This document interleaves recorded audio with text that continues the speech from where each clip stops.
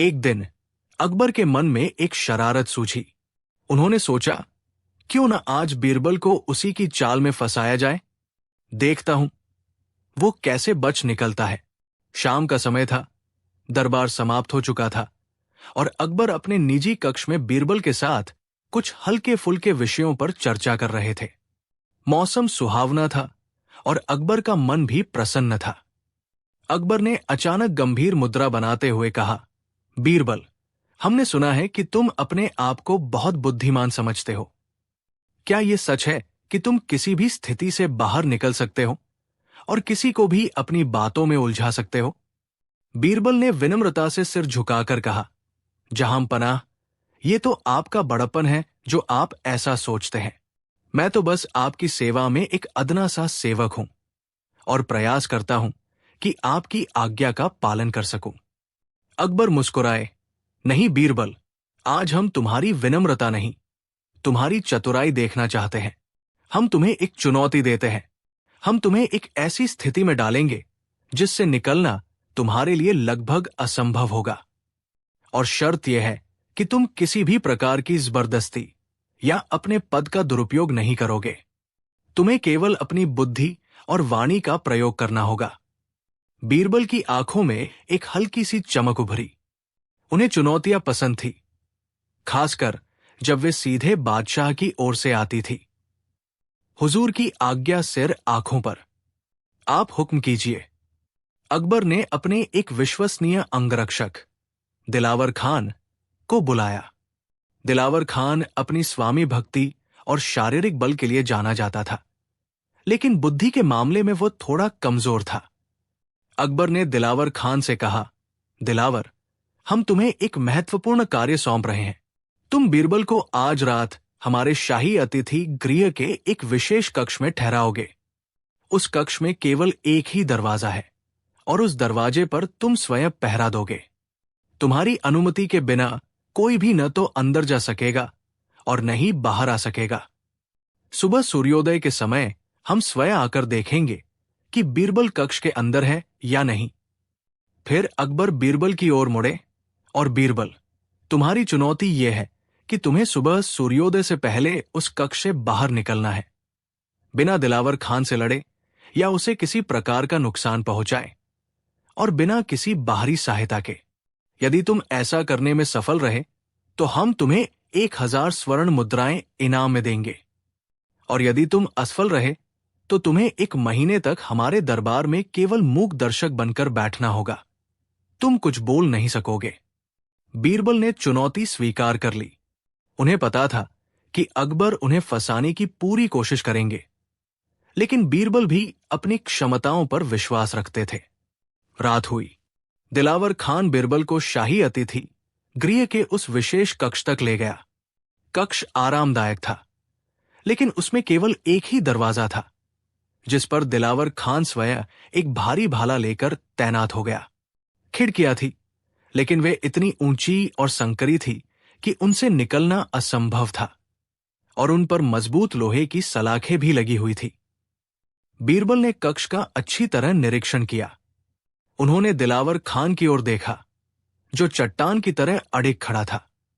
बीरबल जानते थे कि दिलावर खान को बातों से बहलाना या फुसलाना आसान नहीं होगा, क्योंकि उसे बादशाह का सख्त आदेश था। कुछ देर तक बीरबल चुपचाप कक्ष में टहलते रहे, मानो किसी गहरी सोच में डूबे हों। दिलावर खान उन्हें घूरता रहा। उसके चेहरे पर एक विजयी मुस्कान थी, जैसे कह रहा हो, आज तो तुम फंस ही गए बीरबल। अचानक बीरबल दिलावर खान के पास आए और बड़ी मासूमियत से बोले, दिलावर भाई, मुझे थोड़ी बेचैनी हो रही है। क्या तुम मेरे लिए थोड़ा ठंडा पानी ला सकते हो? मेरा गला सूख रहा है। दिलावर खान ने कठोरता से कहा, मेरा काम पहरा देना है, पानी पिलाना नहीं, और बादशाह सलामत का हुक्म है कि मैं ये दरवाजा न छोड़ूं। बीरबल ने निराश होने का नाटक किया। अरे, ये तो बड़ी समस्या हो गई। ठीक है, कोई बात नहीं। वो वापस कक्ष में टहलने लगे। कुछ देर बाद बीरबल फिर दरवाजे के पास आए। इस बार उनकी आवाज में थोड़ी घबराहट थी। दिलावर भाई, लगता है मैंने दिन में कुछ भारी भोजन कर लिया था। मेरे पेट में कुछ गड़बड़ हो रही है। मुझे शीघ्र ही शौच के लिए जाना होगा। दिलावर खान ने संदेह से उन्हें देखा। ये तुम्हारा कोई नया बहाना है बीरबल? तुम कक्ष से बाहर नहीं जा सकते। बीरबल ने पेट पकड़ते हुए कहा। अरे दिलावर भाई, ये कोई बहाना नहीं है, ये तो प्राकृतिक आवश्यकता है। यदि तुमने मुझे बाहर नहीं जाने दिया तो अनर्थ हो जाएगा। कक्ष की सारी हवा दूषित हो जाएगी और सुबह जब बादशाह सलामत आएंगे तो तुम ही सोचो क्या होगा। बीरबल ने ऐसा मुंह बनाया जैसे उन्हें सच में बहुत तकलीफ हो रही हो। दिलावर खान कुछ सोच में पड़ गया। वो बीरबल पर पूरी तरह विश्वास तो नहीं कर रहा था, लेकिन अगर बीरबल ने सच में कक्ष के अंदर ही, तो सुबह बादशाह के सामने उसकी ही फजीहत होती। फिर भी उसने कठोरता बनाए रखी। मैं तुम्हें बाहर नहीं जाने दे सकता, बादशाह का हुक्म है। बीरबल ने गिड़गिड़ाते हुए कहा। अच्छा ठीक है, मुझे बाहर मत जाने दो, लेकिन कम से कम मुझे कुछ देर के लिए अकेला तो छोड़ दो। तुम दरवाजे के बाहर खड़े हो और मैं अंदर अपना काम निपटा लूं। ये तो मानव धर्म भी है दिलावर भाई। इसमें तो बादशाह सलामत भी तुम्हें कुछ नहीं कहेंगे। दिलावर खान को यह बात कुछ हद तक जायज लगी। वो सोचने लगा, अगर मैं दरवाजे के बाहर ही रहूंगा और दरवाजा बंद रहेगा तो बीरबल भाग तो नहीं सकता और उसकी प्राकृतिक आवश्यकता भी पूरी हो जाएगी। दिलावर खान ने कहा, ठीक है, लेकिन याद रखना मैं दरवाजे के ठीक बाहर खड़ा हूं। कोई चालाकी करने की कोशिश मत करना। ऐसा कहकर दिलावर खान ने दरवाजा बाहर से बंद कर दिया और उसके ठीक सामने अपनी चौकी लगाकर बैठ गया। अंदर बीरबल मुस्कुराए। उनकी योजना का पहला चरण सफल हो गया था। अब बीरबल ने कक्ष में चारों ओर देखा। उन्हें वही चाहिए था जो वो ढूंढ रहे थे, एक पानी का बड़ा सा घड़ा और एक खाली बाल्टी। उन्होंने चुपके से उस पानी के घड़े को उठाया और उसे दरवाजे के ठीक ऊपर चौखट के किनारे पर बड़ी सावधानी से टिका दिया, इस तरह कि जैसे ही दरवाजा अंदर की ओर खुले, घड़ा सीधा नीचे गिरे। फिर उन्होंने खाली बाल्टी को ठीक उस जगह पर रख दिया जहां घड़े का पानी गिरना था। ये सब करने के बाद बीरबल ने जोर से आवाज लगाई, दिलावर भाई, हो गया, अब तुम दरवाजा खोल सकते हो। दिलावर खान, जो बाहर ऊँघ रहा था, अचानक चौंक कर उठा। उसने सोचा, इतनी जल्दी? खैर, जो भी हो। उसने सावधानी से दरवाजे की कुंडी खोली और उसे धीरे से अंदर की ओर धकेला। जैसे ही दरवाजा थोड़ा सा खुला, ऊपर टिका हुआ पानी का घड़ा धड़ाम की आवाज के साथ सीधा नीचे गिरा। घड़े का सारा पानी छपाक से नीचे रखी बाल्टी में और आसपास फैल गया। दिलावर खान, जो दरवाजे के ठीक सामने था, घड़े के गिरने की आवाज और पानी के छींटों से बुरी तरह घबरा गया। उसे लगा जैसे बीरबल ने उस पर कोई हमला कर दिया हो। ये क्या किया तुमने, बीरबल? दिलावर खान गुस्से और घबराहट में चिल्लाता हुआ तेजी से कक्ष के अंदर भागा, ये देखने के लिए कि बीरबल क्या कर रहे हैं। उसे लगा शायद बीरबल ने कोई गुप्त मार्ग ढूंढ लिया है या उस पर हमला करने की कोई योजना बनाई है। और बस यही वो क्षण था जिसका बीरबल को इंतजार था। जैसे ही दिलावर खान हड़बड़ाहट में कक्ष के अंदर घुसा, बीरबल बड़ी फुर्ती से उसके बगल से निकलकर कक्ष के बाहर आ गए और तुरंत बाहर से दरवाजे की कुंडी लगा दी। अब स्थिति पूरी तरह से उलझ चुकी थी। दिलावर खान कक्ष के अंदर बंद था और बीरबल बाहर मुक्त थे। दिलावर खान को अपनी गलती का एहसास होने में कुछ पल लगे। जब उसे समझ आया कि बीरबल ने उसे कैसे बेवकूफ बनाया है, तो वो शर्मिंदगी और गुस्से से भर गया। वो दरवाजा पीटने लगा, बीरबल, दरवाजा खोलो, ये तुमने धोखा किया है, बादशाह सलामत तुम्हें नहीं छोड़ेंगे। बीरबल ने बाहर से शांत स्वर में कहा, दिलावर भाई, मैंने कोई धोखा नहीं किया। मैंने न तो तुमसे लड़ाई की, न तुम्हें कोई नुकसान पहुंचाया और न ही किसी बाहरी सहायता ली। मैंने तो बस अपनी बुद्धि का प्रयोग किया, जैसा कि बादशाह सलामत ने कहा था। अब तुम आराम से अंदर रहो। सुबह बादशाह सलामत खुद आकर तुम्हें बाहर निकालेंगे। ये कहकर बीरबल अतिथि गृह के बरामदे में रखी एक आरामदायक कुर्सी पर बैठ गए और मुस्कुराने लगे। सुबह हुई। सूर्य की पहली किरण के साथ ही बादशाह अकबर स्वयं अतिथि गृह पहुंचे। उन्हें पूरा विश्वास था कि बीरबल अभी भी कक्ष में बंद होंगे और आज वे बीरबल को निरुत्तर करने में सफल हो जाएंगे। लेकिन जैसे ही वे अतिथि गृह के पास पहुंचे, उन्होंने देखा कि बीरबल बरामदे में आराम से बैठे चाय की चुस्कियां ले रहे हैं। अकबर हैरान रह गए। बीरबल, तुम यहां बाहर कैसे? दिलावर खान कहाँ है? बीरबल ने अदब से झुककर कहा। जहां पनाह, दिलावर खान साहब कक्ष के अंदर आराम फरमा रहे हैं। शायद रात भर की पहरेदारी से थक गए होंगे। तभी कक्ष के अंदर से दिलावर खान के चिल्लाने और दरवाजा पीटने की आवाजें आने लगी। अकबर ने जल्दी से दरवाजा खुलवाया। दिलावर खान गुस्से और शर्मिंदगी से लाल चेहरा लिए बाहर निकला। उसने सारी घटना बादशाह को बताई कि कैसे बीरबल ने उसे पानी के घड़े वाली चाल से बेवकूफ बनाया। सारी कहानी सुनकर अकबर अपनी हंसी नहीं रोक पाए। वे जोर जोर से हंसने लगे। हा हा हा, वाह बीरबल, वाह, मान गए तुम्हारी चतुराई को। तुमने तो दिलावर को ही उसी के पहरे में कैद कर दिया। आज तो हम खुद तुम्हारी चाल में फंस गए। अकबर ने बीरबल की पीठ थपथपाते हुए कहा, तुम सचमुच अद्भुत हो बीरबल। तुमने अपनी शर्त पूरी की। तुम 1000 स्वर्ण मुद्राओं के हकदार हो। फिर वे दिलावर खान की ओर मुड़े, जो अभी भी शर्मिंदा खड़ा था। और दिलावर, तुम भी निराश मत हो।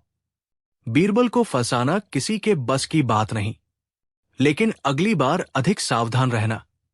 बीरबल ने विनम्रता से कहा, जहां पनाह, ये सब आपकी ही शिक्षा और प्रोत्साहन का परिणाम है। आपने चुनौती दी, मैंने बस उसे पूरा करने का प्रयास किया। अकबर मुस्कुराए।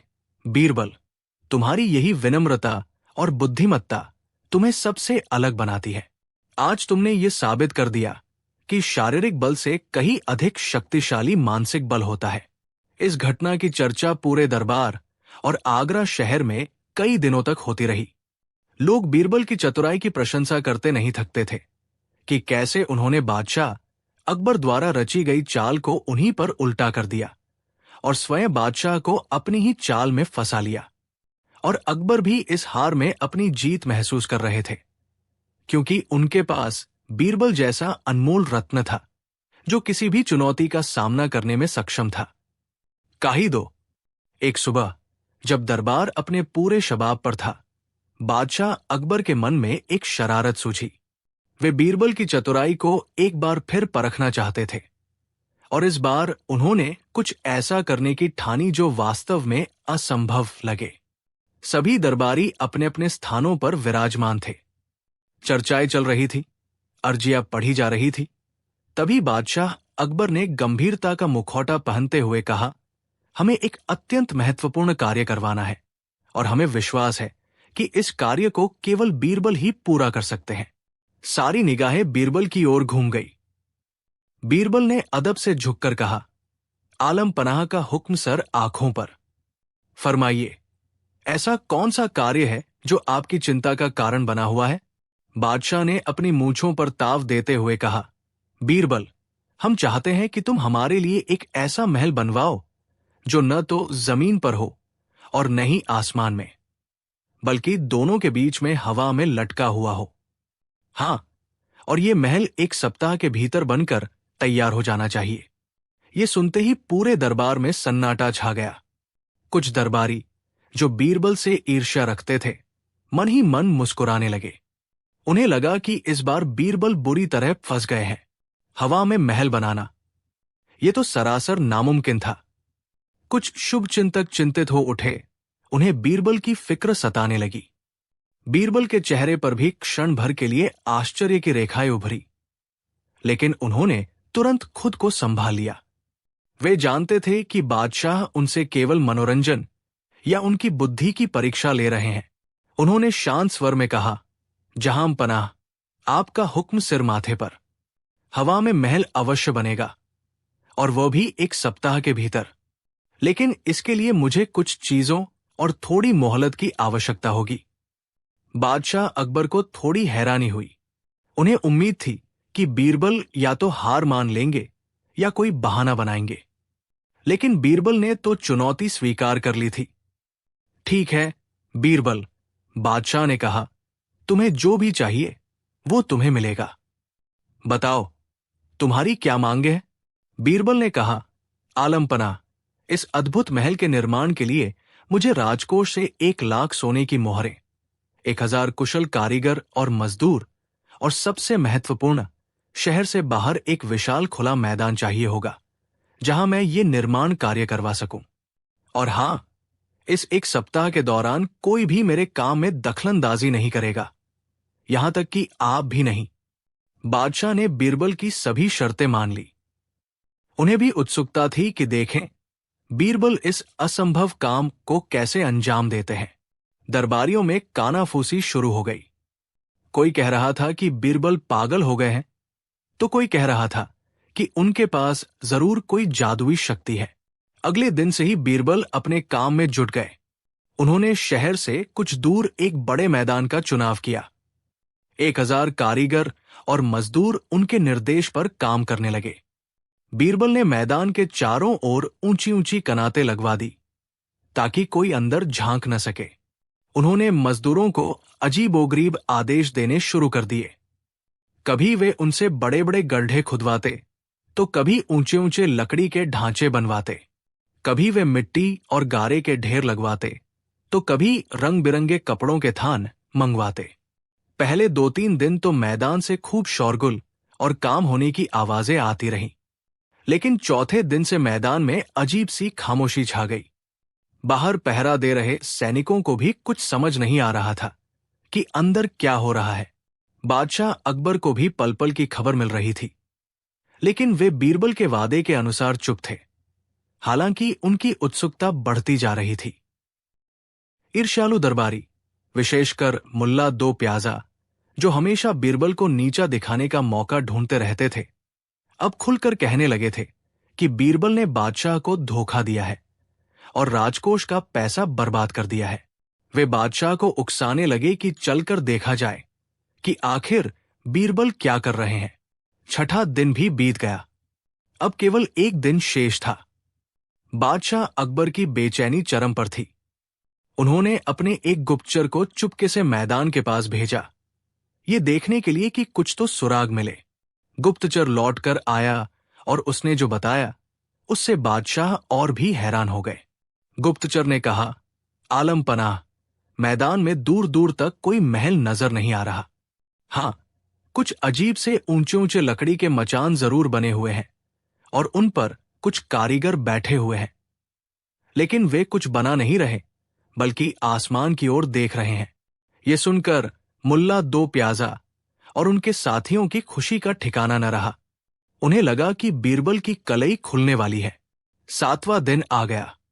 दोपहर का समय था। बीरबल स्वयं बादशाह अकबर के दरबार में उपस्थित हुए। उनके चेहरे पर वही चिरपरिचित मुस्कान थी।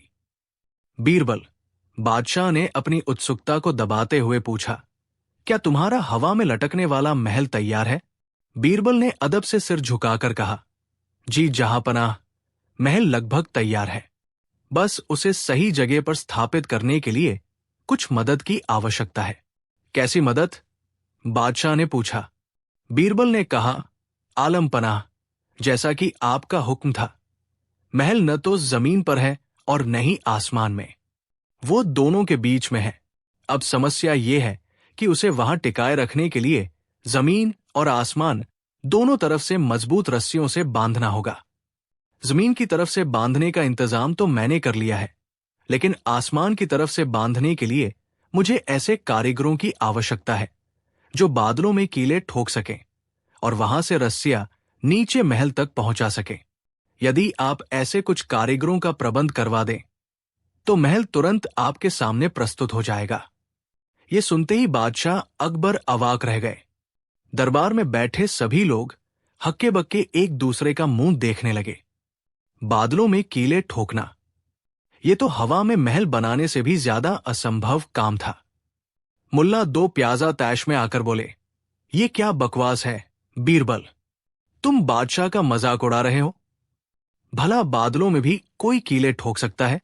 बीरबल ने बड़ी मासूमियत से उत्तर दिया, मुल्ला जी, यदि बादशाह सलामत हवा में महल बनवा सकते हैं तो क्या उनके कारीगर बादलों में कीले नहीं ठोक सकते?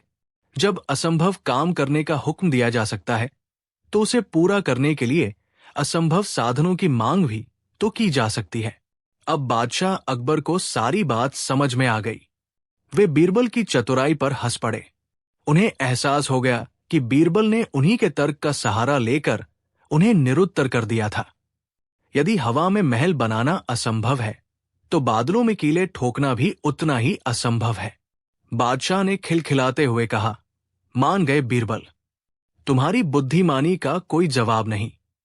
तुमने हमें हमारे ही जाल में फंसा दिया। उन्होंने बीरबल से पूछा, लेकिन ये तो बताओ, तुमने उन 1,00,000 मोहरों और 1,000 कारीगरों का क्या किया? और उस मैदान में क्या चल रहा था? बीरबल ने मुस्कुराते हुए जवाब दिया, आलमपना, मैंने उन मोहरों में से कुछ का ही उपयोग किया। मैंने कारीगरों से मैदान में बच्चों के खेलने के लिए एक सुंदर उद्यान, कुछ झूले और एक छोटा सा तालाब बनवाया है। साथ ही मैंने एक अन्न भंडार भी बनवाया है ताकि अकाल के समय गरीबों की मदद की जा सके। बाकी बची हुई अधिकांश मोहरें राजकोष में सुरक्षित है।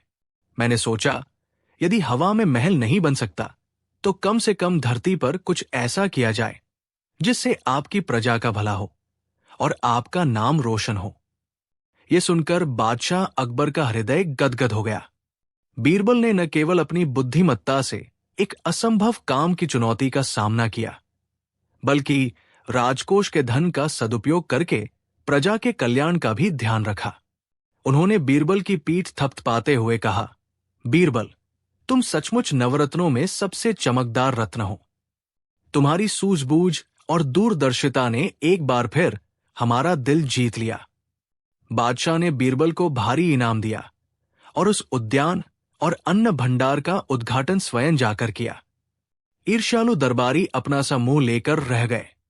इस घटना ने एक बार फिर साबित कर दिया कि बीरबल न केवल हाजिर जवाब और बुद्धिमान थे, बल्कि उनके हृदय में अपनी प्रजा के प्रति गहरा स्नेह और कल्याण की भावना भी थी। वे जानते थे कि सच्ची बुद्धिमानी केवल समस्याओं का हल निकालना नहीं, बल्कि अवसरों का निर्माण करना और दूसरों के जीवन को बेहतर बनाना भी है। और यही कारण था कि वे बादशाह अकबर के इतने प्रिय थे और इतिहास में उनका नाम आज भी सम्मान के साथ लिया जाता है। असंभव काम की ये कहानी बीरबल की अनगिनत सूझबूझ भरी कहानियों में एक और सुनहरा अध्याय जोड़ गई। कहानी 3। दिल्ली की सल्तनत अपने शबाब पर थी और शहंशाह अकबर का दरबार विद्वानों, कलाकारों और बुद्धिजीवियों से सुशोभित रहता था। इन्हीं में एक थे बीरबल, जिनकी हाजिर जवाबी और बुद्धिमत्ता के चर्चे दूर दूर तक फैले थे। एक शाम दरबार में किसी व्यापारी के मामले पर चर्चा हो रही थी, जिसमें धन के विवाद ने भाई को भाई का दुश्मन बना दिया था। मामला सुलझने के बाद अकबर ने एक गहरी सांस ली और अपने नवरत्नों की ओर देखकर कहा, आज इस घटना ने मुझे सोचने पर विवश कर दिया है। क्या यह सच नहीं कि इस दुनिया में बाप बड़ा ना भैया, सबसे बड़ा रुपया? दरबार में क्षणिक चुप्पी छा गई। अधिकतर दरबारी, जो बादशाह को प्रसन्न करने का कोई मौका नहीं चूकते थे, तुरंत हामी भरने लगे। जहां अपना, आपने 16 आने सच कहा। एक बोला, धन के आगे रिश्ते नाते फीके पड़ जाते हैं। दूसरे ने समर्थन किया। बीरबल शांत बैठे सब सुन रहे थे। उनके चेहरे पर एक हल्की सी मुस्कान थी, जिसे पढ़ना आसान नहीं था। अकबर की दृष्टि बीरबल पर पड़ी। बीरबल, तुम चुप क्यों हो? क्या तुम हमारी बात से सहमत नहीं? बीरबल अदब से झुके। गुस्ताखी माफ जहांपनाह, पर मैं इस कहावत को पूरी तरह सत्य नहीं मानता। रुपया जीवनयापन के लिए आवश्यक है, इसमें कोई संदेह नहीं। ये कई सुख सुविधाएं प्रदान कर सकता है और कई मुश्किलों को आसान भी बना सकता है, परंतु ये कहना कि ये बाप और भैया यानी पारिवारिक स्नेह और मानवीय संबंधों से भी बड़ा है, मेरे विचार से उचित नहीं। अकबर की भौहें तन गई। तो तुम इसे साबित कर सकते हो बीरबल? क्या तुम दिखा सकते हो कि रुपया सबसे बड़ा नहीं है? एक दरबारी, जो बीरबल से ईर्ष्या रखता था, तुरंत बोला, हाँ बीरबल, यदि तुम्हें इतनी ही बुद्धिमानी है तो इसे सिद्ध करके दिखाओ। बातें बनाना तो आसान है। बीरबल मुस्कुराए, जहांपनाह, यदि आपकी आज्ञा हो तो मैं प्रयास अवश्य करूंगा, परंतु इसके लिए मुझे कुछ समय और कुछ संसाधन चाहिए होंगे। अकबर ने उत्सुकता से कहा, तुम्हें जो चाहिए मिलेगा। हम भी देखना चाहते हैं कि तुम इस कहावत को कैसे गलत साबित करते हो। अगले दिन से बीरबल अपने काम में जुट गए। उन्होंने बादशाह से भारी मात्रा में स्वर्ण मुद्राएं ली और कुछ विश्वसनीय लोगों को अपनी योजना में शामिल किया। पहला प्रयोग, सेठ धनीराम का परिवार। बीरबल का पहला निशाना थे सेठ धनीराम, जो शहर के सबसे अमीर व्यापारियों में से एक थे।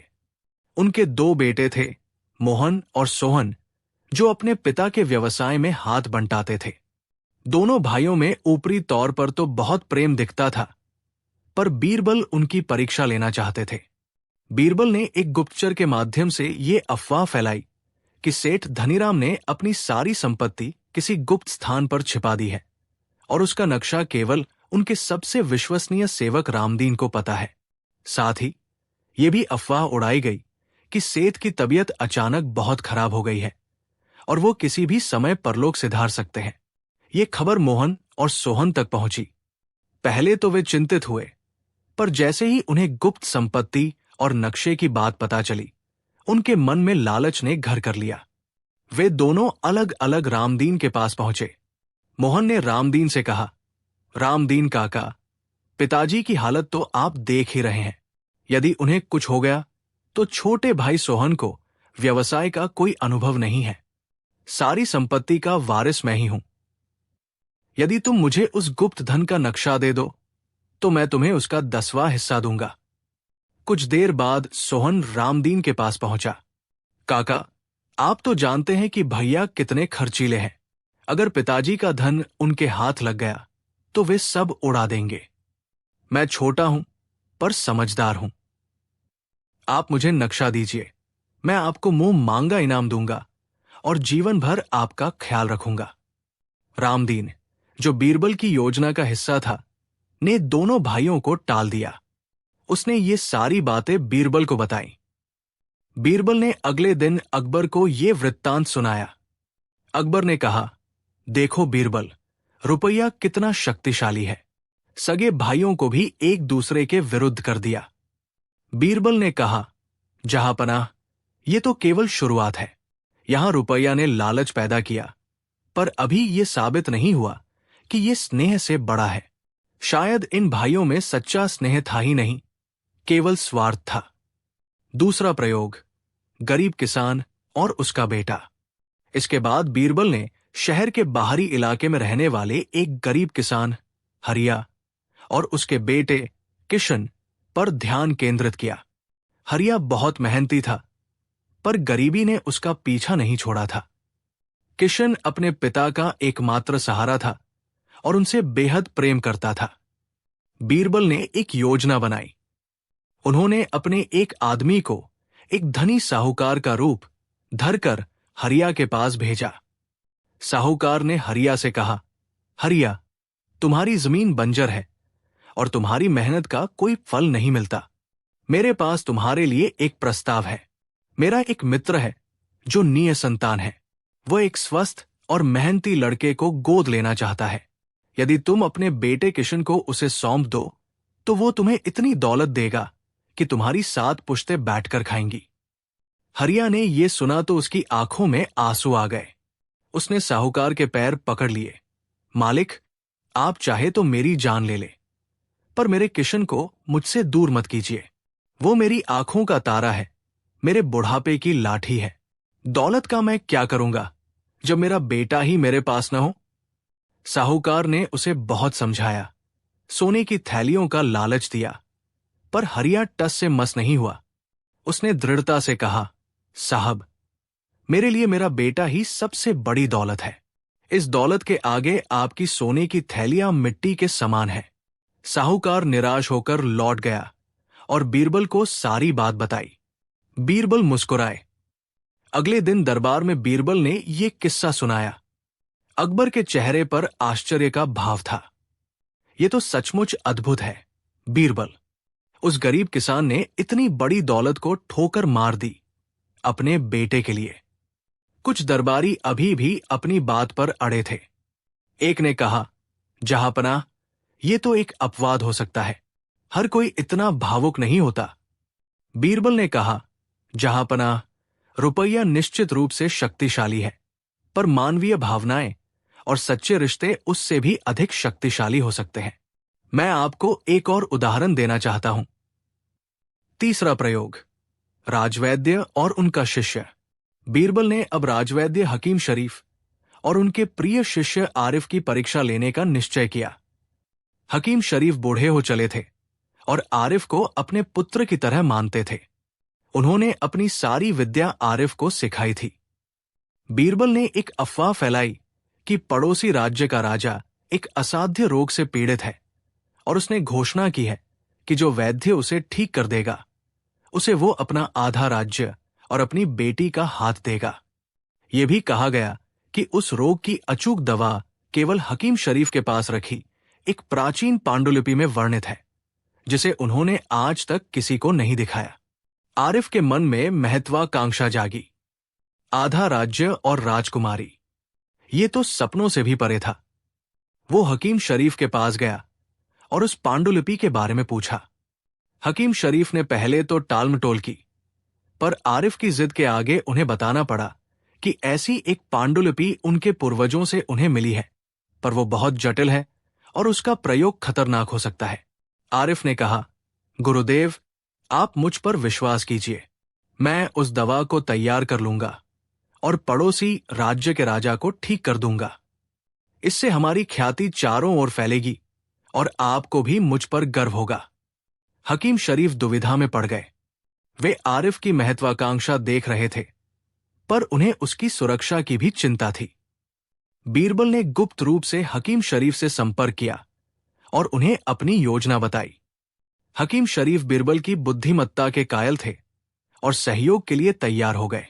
योजना के अनुसार हकीम शरीफ ने आरिफ को वो पांडुलिपि दे दी, पर साथ ही उसे चेतावनी दी, बेटा, इसमें वर्णित औषधि बहुत शक्तिशाली है। यदि इसे बनाने में जरा भी चूक हुई तो ये विष बन सकती है और तुम्हारी जान भी जा सकती है। मैं बूढ़ा हो चला हूं, मेरी आंखें भी अब ठीक से काम नहीं करती। तुम इसे अकेले तैयार करने का जोखिम मत उठाओ। आरिफ ने पांडुलिपि ली और अपने कक्ष में चला गया। उसने रात भर जागकर उसका अध्ययन किया। औषधि सचमुच जटिल थी। उसके मन में लालच और डर के बीच द्वंद्व चल रहा था। आधा राज्य पर जान का खतरा। अगले दिन वो थोड़ा घबराया हुआ हकीम शरीफ के पास आया। गुरुदेव, ये औषधि बहुत खतरनाक लगती है, क्या आप मेरी मदद नहीं करेंगे इसे बनाने में? हकीम शरीफ ने बीरबल की योजना के अनुसार कहा, बेटा, मैं तुम्हारी मदद अवश्य करता, पर कल रात मुझे एक सपना आया।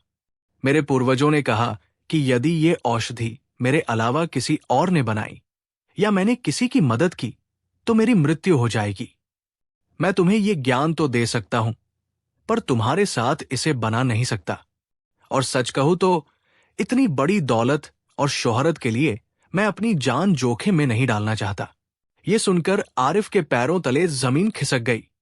एक तरफ आधा राज्य था, दूसरी तरफ उसके गुरु की जान, जिसने उसे पिता की तरह पाला था। अगर वो औषधि बनाता है और सफल होता है तो गुरु की जान जा सकती है, जैसा उसे बताया गया था। अगर वो औषधि बनाने का प्रयास करता है और असफल होता है तो उसकी अपनी जान जा सकती है। आरिफ ने कुछ देर सोचा। उसके चेहरे पर पश्चाताप के भाव उभर आए। उसने वो पांडुलिपि हकीम शरीफ के चरणों में रख दी। गुरुदेव, मुझे क्षमा कर दीजिए, मैं लालच में अंधा हो गया था। मुझे ऐसा राज्य और ऐसी दौलत नहीं चाहिए जिसके लिए मुझे आपकी या अपनी जान को खतरे में डालना पड़े। आपके स्नेह और आपके दिए ज्ञान से बढ़कर मेरे लिए कोई दौलत नहीं। हकीम शरीफ ने उसे उठाकर गले से लगा लिया। उनकी आंखों में खुशी के आंसू थे। बीरबल ने यह सारा दृश्य अकबर को पर्दे के पीछे से दिखाया। अकबर स्तब्ध थे, उनके पास शब्द नहीं थे। दरबार में वापस आकर बीरबल ने कहा, जहांपनाह, आपने सेठ धनीराम के पुत्रों को देखा, जो धन के लिए अपने पिता के बीमार होने पर भी आपस में लड़ने को तैयार थे। उनके लिए रुपया ही सब कुछ था, क्योंकि उनके दिलों में सच्चा स्नेह नहीं था।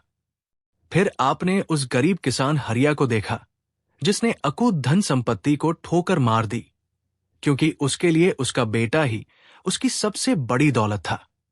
और अंत में आपने वैद्य आरिफ को देखा, जिसने आधे राज्य के लालच को त्याग दिया, क्योंकि उसे अपने गुरु के जीवन और स्नेह की अधिक चिंता थी। बीरबल ने आगे कहा, जहांपनाह, रुपया एक साधन है, साध्य नहीं। ये जीवन को सुगम बना सकता है, पर यह रिश्तों की ऊष्मा, प्रेम की गहराई और कर्तव्य की भावना का स्थान कभी नहीं ले सकता। जब मनुष्य के हृदय में स्वार्थ और लालच भर जाता है, तो उसके लिए रुपया ही सर्वोपरि हो जाता है। परंतु जहां सच्चा स्नेह, त्याग और मानवीय मूल्य होते हैं, वहां रुपया गौण हो जाता है। बाप और भैया यानी हमारे प्रियजन हमारे जीवन की नींव है। उनका स्नेह, उनका मार्गदर्शन, उनका साथ, ये वो अमूल्य धरोहर है जिसे कोई रुपया खरीद नहीं सकता। हां, रुपया उनकी सहायता करने, उन्हें सुख देने का माध्यम बन सकता है, पर उनकी जगह नहीं ले सकता। अकबर गहरी सोच में डूब गए थे। उन्होंने बीरबल की ओर देखा। उनकी आंखों में प्रशंसा का भाव था। बीरबल, तुमने आज हमारी आंखें खोल दी।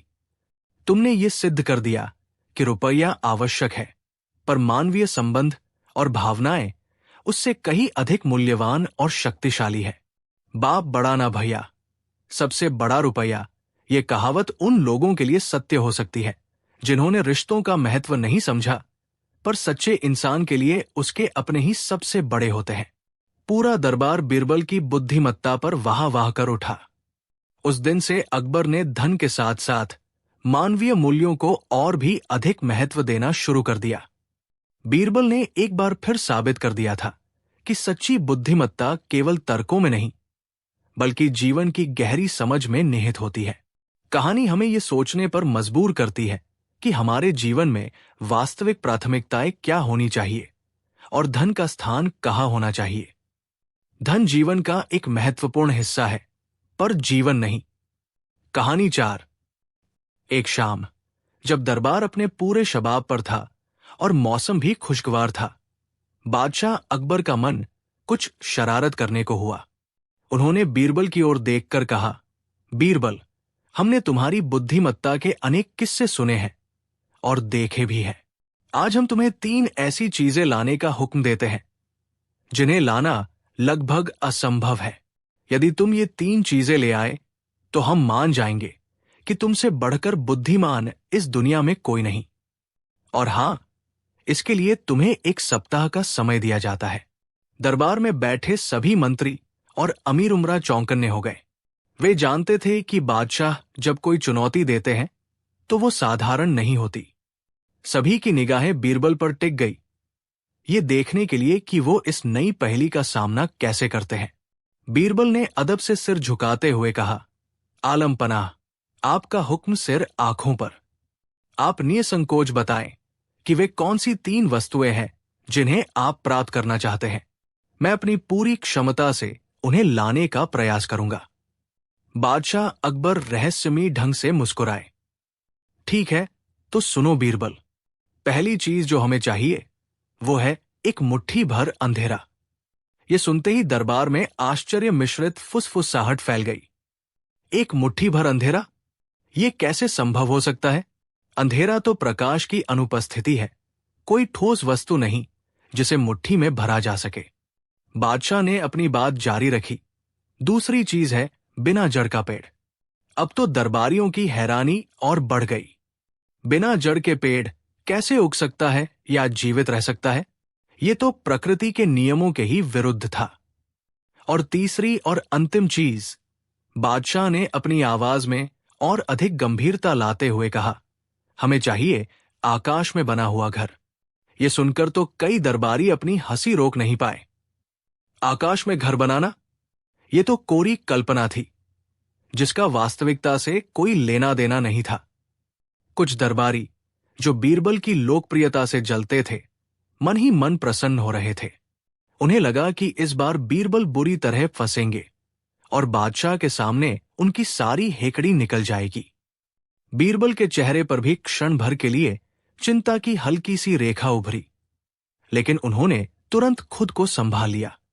उन्होंने शांत स्वर में कहा, जहां पनाह, आपकी आज्ञा का पालन होगा। मुझे 1 सप्ताह का समय और कुछ आवश्यक संसाधनों की अनुमति दी जाए। बादशाह ने कहा, तुम्हें जो भी चाहिए वो राजकोष से उपलब्ध कराया जाएगा, लेकिन याद रहे 1 सप्ताह के भीतर ये तीनों चीजें हमारे सामने होनी चाहिए। बीरबल दरबार से विदा लेकर अपने घर चले गए।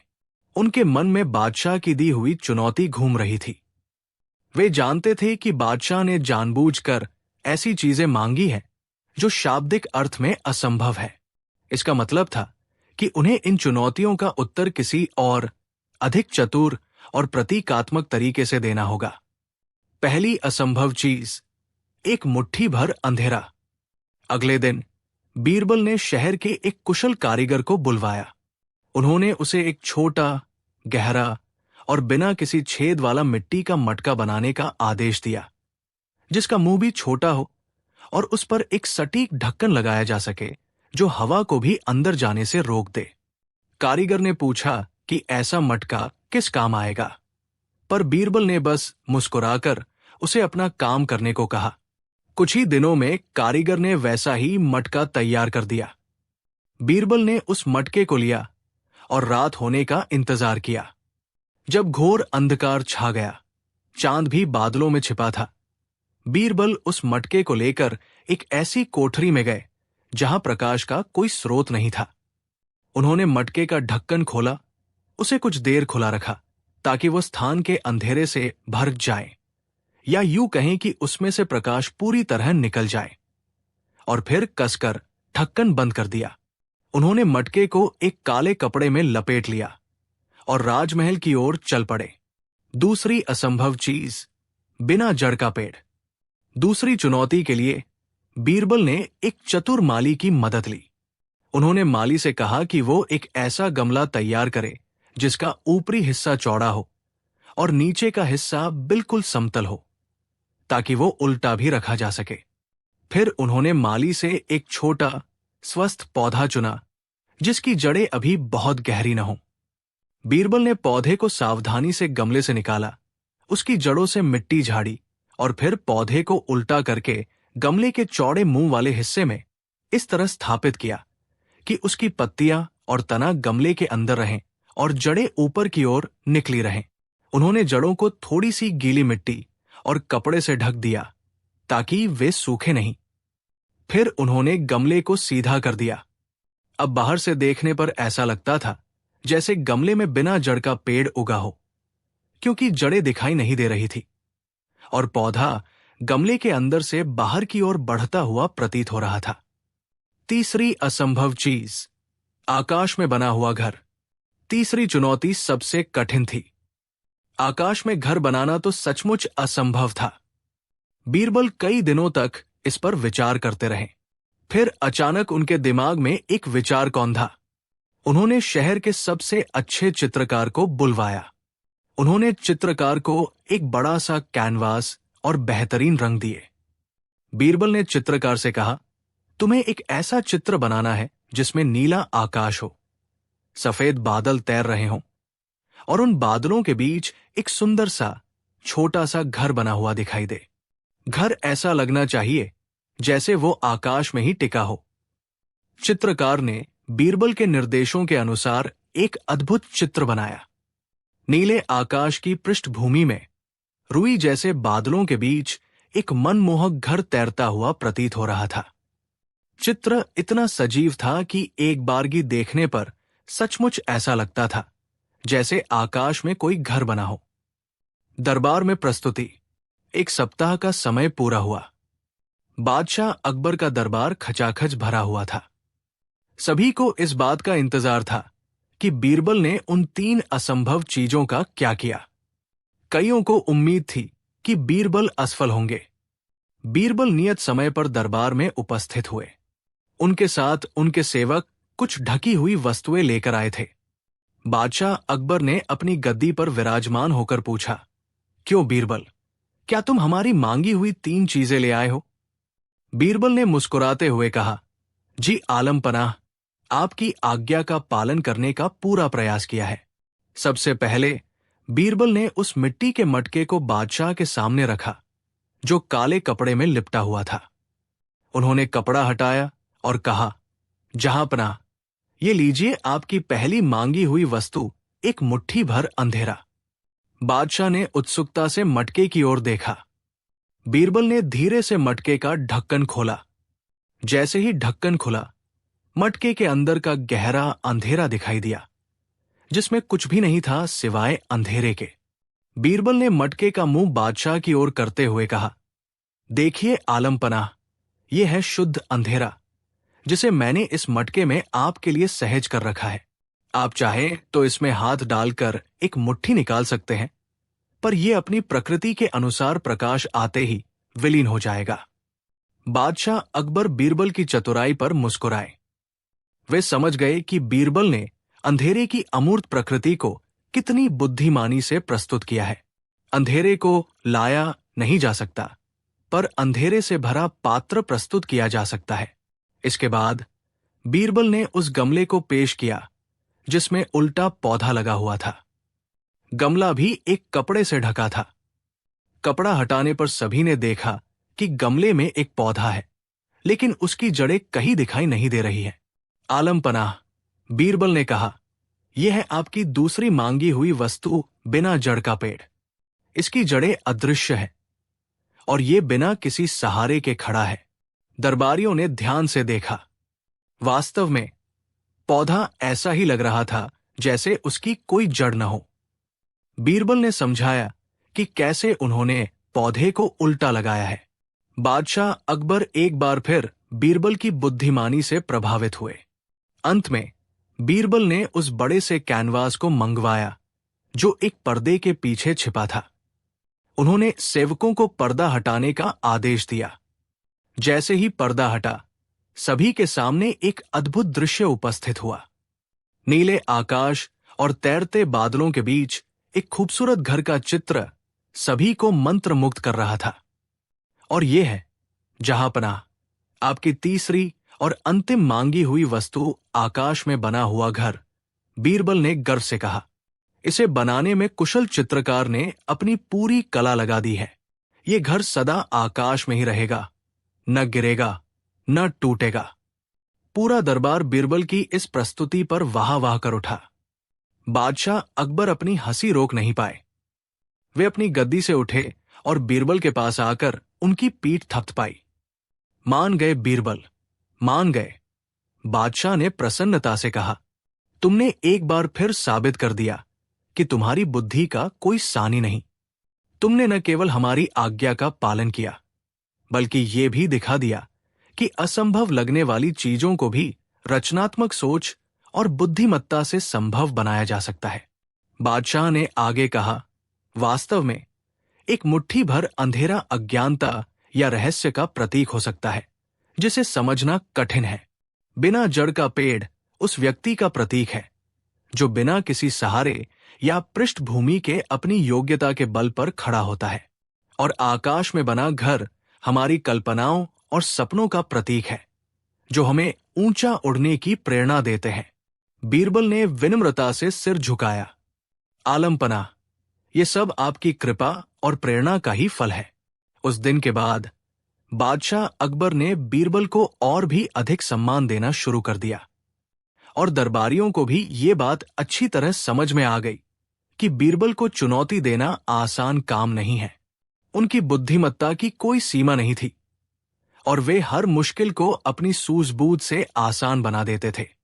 ये कहानी भी अकबर और बीरबल के अनगिनत रोचक किस्सों में एक और सुनहरा अध्याय जोड़ गई। जो पीढ़ी दर पीढ़ी लोगों को प्रेरित और मनोरंजन करती रहेगी। कहानी 5। एक दिन जब अकबर प्रातःकाल अपने बाग में टहल रहे थे, उनके मन में बीरबल की एक अनूठी परीक्षा लेने का विचार आया। वे देखना चाहते थे कि यदि बीरबल को एक आम आदमी की तरह बिना किसी राजकीय सहायता या पहचान के किसी अनजान जगह पर छोड़ दिया जाए, तो वो अपनी बुद्धि और विवेक का प्रयोग करके कैसे अपनी समस्याओं का समाधान करता है और वापस दरबार तक पहुंचता है।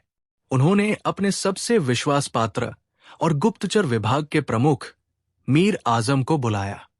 मीर आजम, बादशाह ने कहा, हम बीरबल की एक परीक्षा लेना चाहते हैं, एक ऐसी परीक्षा जो उसकी वास्तविक क्षमताओं को उजागर करे। मीर आजम ने अदब से सिर झुकाया। हुक्म करें जहांपनाह। अकबर ने अपनी योजना विस्तार से समझाई। हम चाहते हैं कि तुम आज रात गुप्त रूप से बीरबल को किसी दूर दराज अनजान गांव में ले जाकर छोड़ाओ। उसके पास न कोई धन होना चाहिए, न कोई पहचान पत्र और न ही कोई सवारी। उसे ये भी पता नहीं चलना चाहिए कि ये सब हमारी योजना का हिस्सा है। हमें देखना है कि वो अपनी सूझबूझ से कैसे वापस राजधानी पहुंचता है और इस दौरान किन किन कठिनाइयों का सामना करता है। मीर आजम थोड़ा हैरान हुए, पर बादशाह का हुक्म था, टाल नहीं सकते थे। जो आज्ञा, जहांपनाह। पर क्या बीरबल को इस प्रकार? अकबर ने उसकी बात काटते हुए कहा, चिंता मत करो मीर आजम, बीरबल बुद्धिमान है, वो अपना रास्ता ढूंढ ही लेगा। और हां, गुप्त रूप से उसकी निगरानी भी रखना, ताकि यदि वह किसी बड़ी मुसीबत में फंस जाए तो उसकी सहायता की जा सके। पर उसे पता नहीं चलना चाहिए कि कोई उसकी मदद कर रहा है। उस रात जब बीरबल अपने घर में गहरी नींद में सो रहे थे, मीर आजम के लोग चुपके से उनके कक्ष में दाखिल हुए। उन्होंने बीरबल को बेहोशी की दवा सुंघाई और उन्हें एक पालकी में डालकर महल से बाहर ले गए।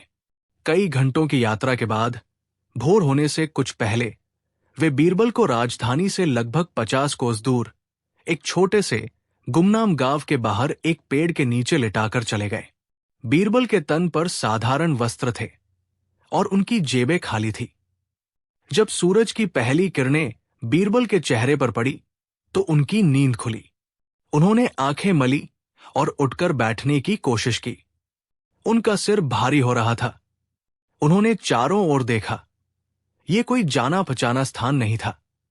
दूर दूर तक खेत खलिहान और कच्चे मकान नजर आ रहे थे। उन्हें कुछ भी याद नहीं आ रहा था कि वे यहां कैसे पहुंचे। मैं कहां हूं? बीरबल ने खुद से पूछा। उन्होंने अपनी जेबें टटोली खाली। उनके गले में कोई राजकीय मुद्रा या पहचान चिन्ह भी नहीं था।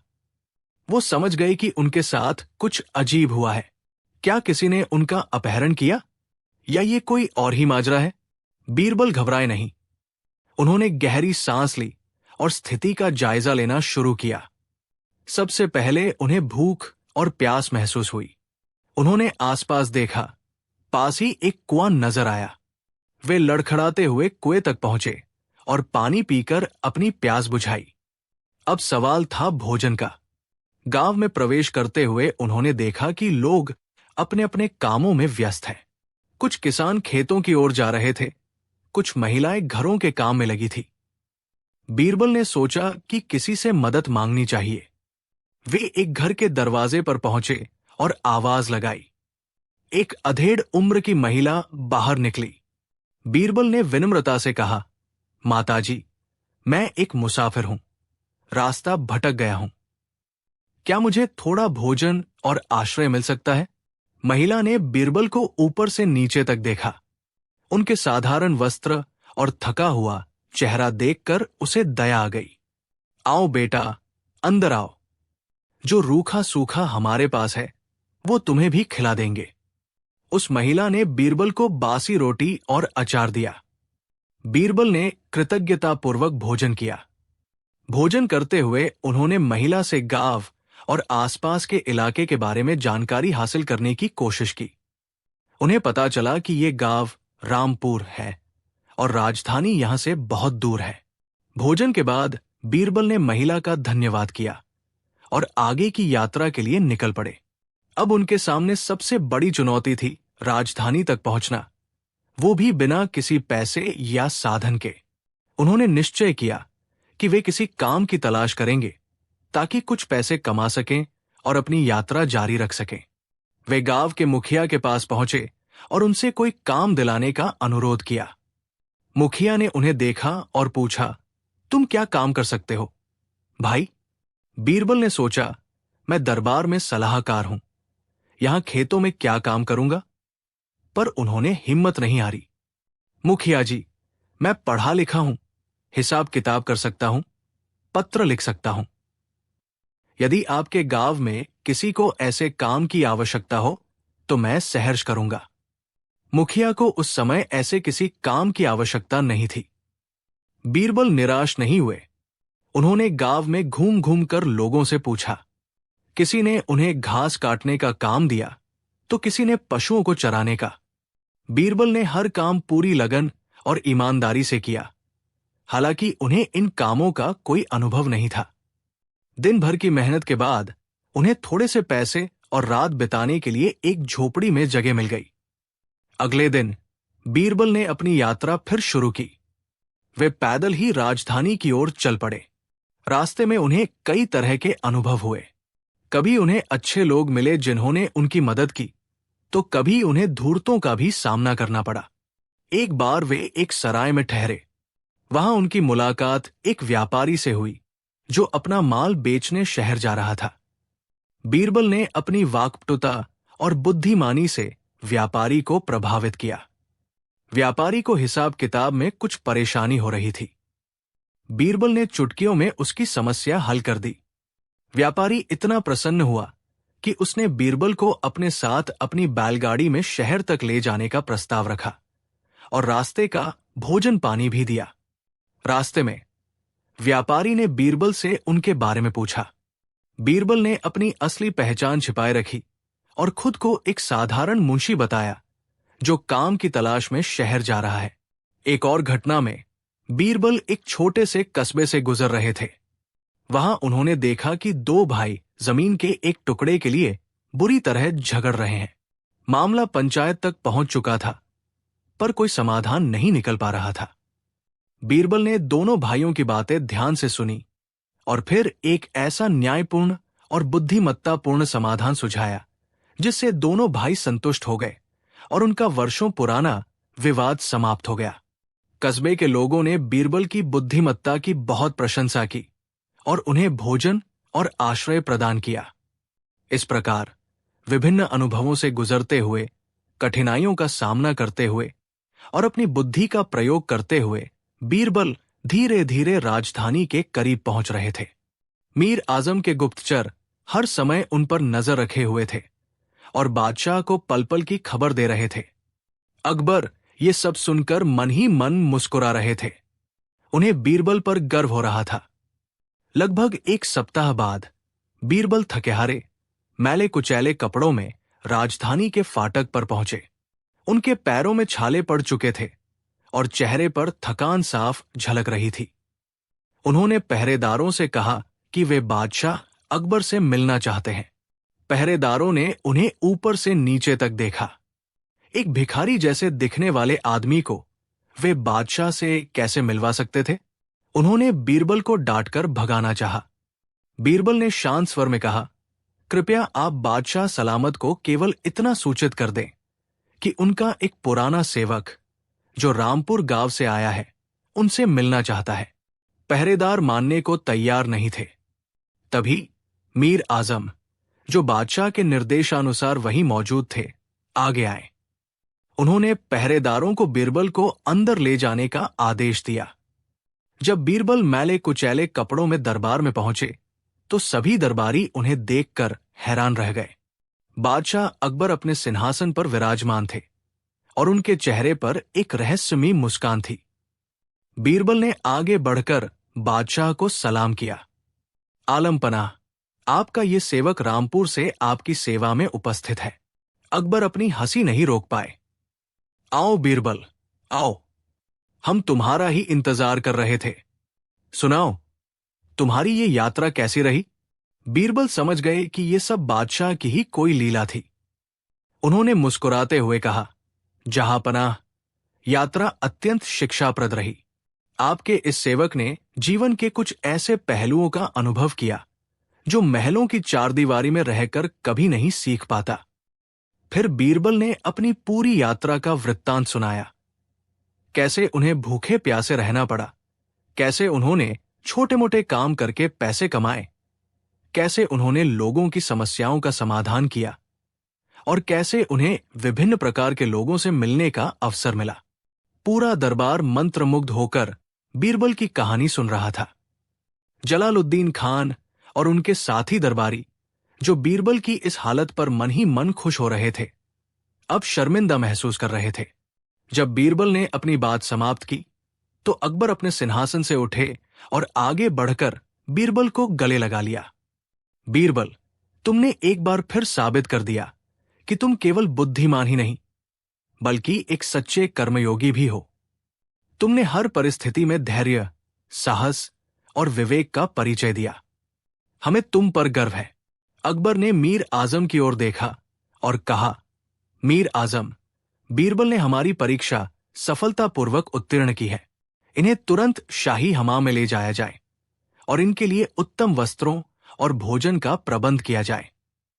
इसके बाद अकबर ने दरबारियों को संबोधित करते हुए कहा, आज हमने बीरबल की परीक्षा नहीं ली, बल्कि ये सीखा है कि सच्ची बुद्धिमत्ता केवल किताबों या तर्कों में नहीं होती, बल्कि जीवन के अनुभवों और कठिनाइयों का सामना करने में होती है।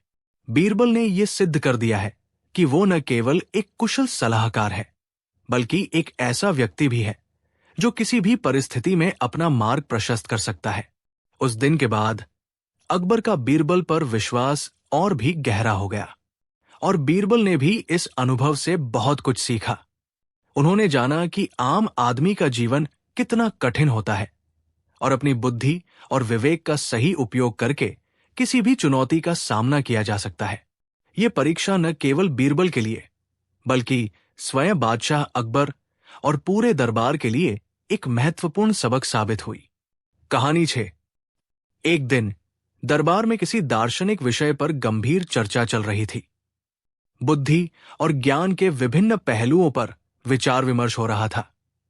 तभी बादशाह अकबर ने एक प्रश्न उछाला जिसने पूरे दरबार में एक नई बहस छेड़ दी।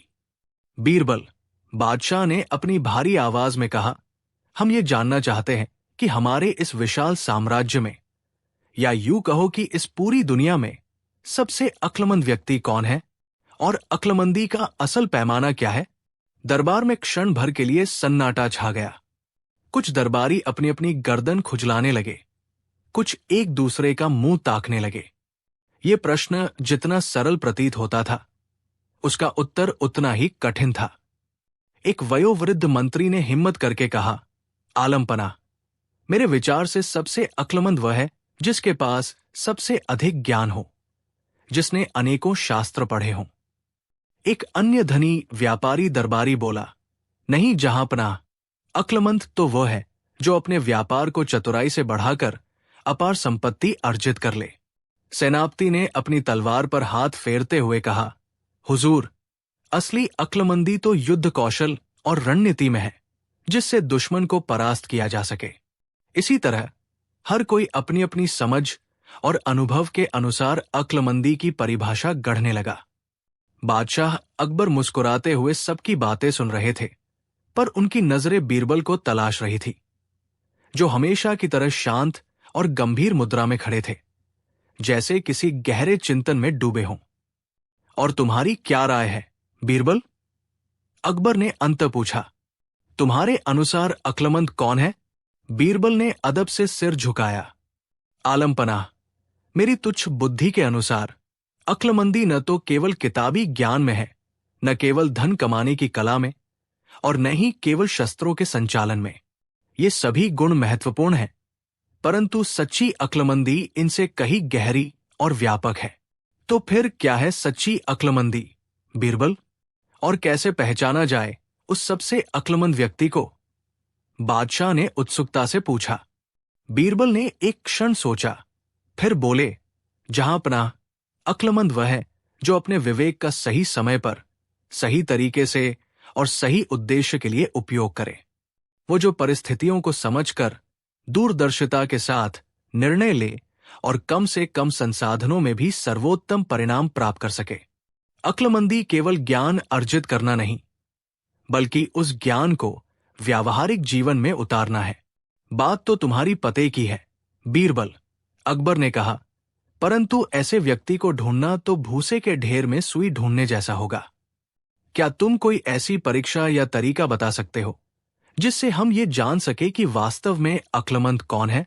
कुछ दरबारियों ने, जो बीरबल की बढ़ती प्रतिष्ठा से जलते थे, मन ही मन सोचा कि अब बीरबल जरूर फंसेंगे। ये प्रश्न ही ऐसा था जिसका कोई सीधा और सर्वमान्य उत्तर नहीं था। बीरबल मुस्कुराए। आलमपना, यदि आपकी आज्ञा हो तो मैं एक छोटी सी परीक्षा का आयोजन कर सकता हूं। इससे शायद हमें कुछ संकेत मिल सके। अवश्य बीरबल, हमें तुम्हारे तरीकों पर पूरा भरोसा है। बताओ, क्या योजना है तुम्हारी? अकबर ने सहर्ष अनुमति दी। बीरबल ने कहा, हुजूर, मुझे कुछ दिनों का समय और राजकोष से थोड़ी सी धनराशि चाहिए होगी। मैं कुछ लोगों को एक समान कार्य दूंगा और देखूंगा कि वे उसे किस प्रकार पूरा करते हैं। उनके कार्य करने के ढंग और परिणाम से ही उनकी अक्लमंदी का कुछ अंदाजा लग सकेगा। बादशाह ने तुरंत बीरबल को आवश्यक धनराशि और समय देने का आदेश दिया। दरबारियों में कानाफूसी शुरू हो गई कि देखें बीरबल अब कौन सा नया गुल खिलाते हैं। अगले कुछ दिनों में बीरबल ने शहर के विभिन्न वर्गों से 10 लोगों का चुनाव किया। इनमें एक किसान था, एक व्यापारी, एक विद्वान पंडित, एक गरीब मजदूर, एक शिल्पकार, एक सैनिक, एक गृहिणी, एक युवा विद्यार्थी, एक अनुभवी दरबारी जो बीरबल का प्रशंसक नहीं था, और एक साधारण नागरिक। बीरबल ने इन सभी को गुप्त रूप से अपने निवास पर बुलाया। जब सभी 10 लोग उपस्थित हो गए तो बीरबल ने प्रत्येक को एक छोटा सा मखमल का थैला दिया। हर थैले में ठीक 100 सोने की मोहरें थी। बीरबल ने सभी से कहा, आप सभी सम्मानित सज्जनों और देवियों, बादशाह सलामत ये जानना चाहते हैं कि उनके राज्य में प्रजा कितनी सूझबूझ और अक्लमंदी से अपने संसाधनों का उपयोग करती है। मैंने आप सभी को ये 100 सोने की मोहरें दी है। आपके पास 1 महीने का समय है। इस 1 महीने में आप इन मोहरों का अपनी इच्छानुसार जो भी आपको सबसे उचित लगे वैसा उपयोग कर सकते हैं। 1 महीने बाद आपको दरबार में बादशाह सलामत के समक्ष उपस्थित होकर यह बताना होगा कि आपने इन मोहरों का क्या किया और उसका क्या परिणाम निकला। याद रहे, उद्देश्य यह देखना है कि कौन इन मोहरों का सबसे बुद्धिमत्तापूर्ण उपयोग करता है। सभी लोग हैरान थे। 100 सोने की मोहरें एक बड़ी रकम थी, खासकर गरीब मजदूर और किसान के लिए। हर किसी के मन में अलग अलग विचार आने लगे। पंडित जी ने सोचा कि वो इन मोहरों से दुर्लभ पुस्तकें खरीदेंगे और एक बड़ा पुस्तकालय स्थापित करेंगे। व्यापारी ने सोचा कि वो इन मोहरों को अपने व्यापार में लगाकर मुनाफा कमाएगा और बादशाह को दिखाएगा कि उसने पैसे को कैसे बढ़ाया। किसान ने सोचा कि वो इन मोहरों से बेहतर बीज, खाद और कुछ जमीन खरीदेगा ताकि उसकी फसल अच्छी हो।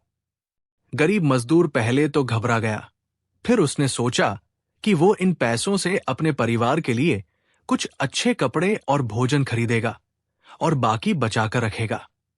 शिल्पकार ने अपने हुनर को और निखारने के लिए अच्छे औजार खरीदने की सोची।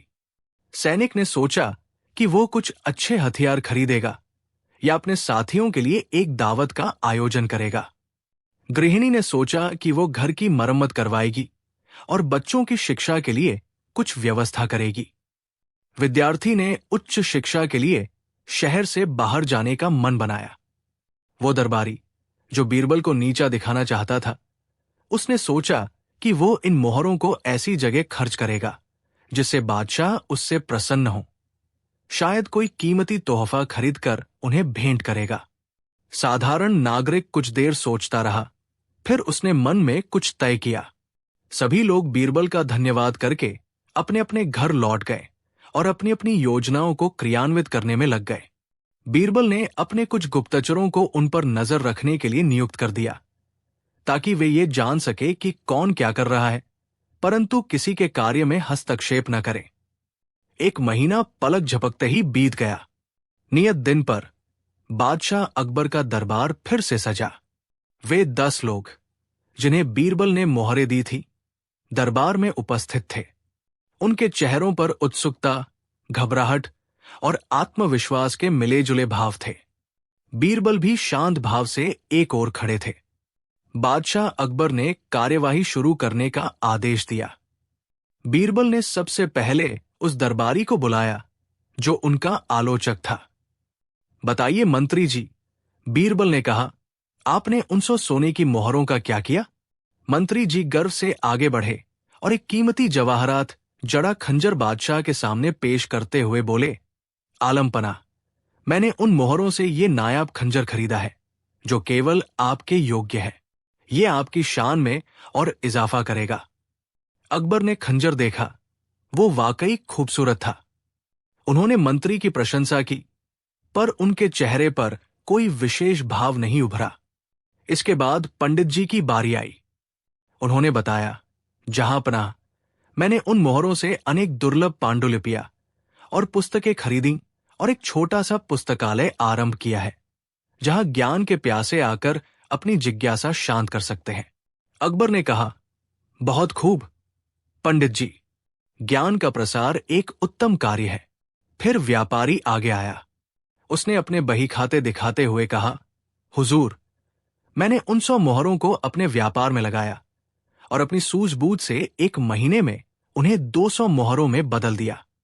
ये देखिए, मैंने आपके दिए धन को दोगुना कर दिया। अकबर मुस्कुराए, बहुत अच्छे, तुमने धन का सदुपयोग किया। सैनिक ने बताया कि उसने कुछ मोहरों से अपने लिए एक मजबूत ढाल और तलवार खरीदी और बाकी मोहरों से अपने भूखे प्यासे साथियों के लिए एक शानदार भोज का आयोजन किया, जिससे उनका मनोबल बढ़ा। अकबर ने उसकी वफादारी और उदारता की सराहना की। शिल्पकार ने अपने द्वारा बनाए गए कुछ उत्कृष्ट कलाकृतियों के नमूने पेश किए, जिन्हें उसने नए औजारों की मदद से बनाया था। गृहिणी ने बताया कि उसने घर की आवश्यक मरम्मत करवाई और बच्चों को अच्छे मदरसे में दाखिला दिलाया और कुछ पैसे भविष्य के लिए बचाकर रखे। विद्यार्थी ने बताया कि उसने उन पैसों से यात्रा करके एक प्रसिद्ध उस्ताद से संगीत की शिक्षा लेनी शुरू कर दी है। फिर गरीब मजदूर की बारी आई। वो थोड़ा सहमा हुआ था। उसने कहा, आलमपनाह, मैं तो एक गरीब आदमी हूं। मैंने उन मोहरों में से कुछ से अपने बच्चों के लिए कई महीनों का राशन और कपड़े खरीदे। कुछ पैसे मैंने अपनी टूटी झोपड़ी की मरम्मत में लगाए। बाकी बची हुई लगभग 50 मोहरें मैंने सुरक्षित रखी है, ताकि बुरे वक्त में काम आ सके। अकबर ने उसकी ईमानदारी और दूरदर्शिता की प्रशंसा की। इसके बाद किसान को बुलाया गया। वो प्रसन्न चित्त लग रहा था। उसने कहा, जहांपनाह, मैंने 900 मोहरों से उन्नत किस्म के बीज, थोड़ी खाद और सिंचाई के लिए एक छोटा सा रहट खरीदने का प्रबंध किया। मैंने थोड़ी सी बंजर जमीन भी ठेके पर ली और उस पर मेहनत की। ईश्वर की कृपा से आने वाली फसल बहुत अच्छी होने की उम्मीद है, जिससे न केवल मेरा परिवार खुशहाल होगा, बल्कि मैं राज्य के अन्न भंडार में भी योगदान दे सकूंगा। ये 100 मोहरें आने वाले समय में कई गुना होकर लौटेंगी। अकबर किसान की मेहनत और दूरगामी सोच से बहुत प्रभावित हुए। अंत में उस साधारण नागरिक की बारी आई। वो बहुत ही शांत और विनम्र लग रहा था। महाशय, आपने उन 100 मोहरों का क्या किया? बीरबल ने पूछा। नागरिक ने कहा, हुजूर, जब मुझे ये 100 मोहरें मिली तो मैंने शहर का भ्रमण किया। मैंने देखा कि हमारे शहर में एक पुराना कुआं है जो सूख चुका है और मिट्टी से भर गया है। उसके आसपास रहने वाले गरीब लोगों को पानी के लिए बहुत दूर जाना पड़ता है। खासकर गर्मियों में उन्हें बहुत कष्ट होता है। मैंने उन 100 मोहरों में से लगभग 80 मोहरें उस कुएं की सफाई और गहरीकरण में लगा दी। मैंने कुछ मजदूरों को काम पर लगाया और स्वयं भी उनके साथ मेहनत की। अब वो कुआं फिर से पानी से भर गया है और उससे सैकड़ों लोगों को स्वच्छ जल मिल रहा है।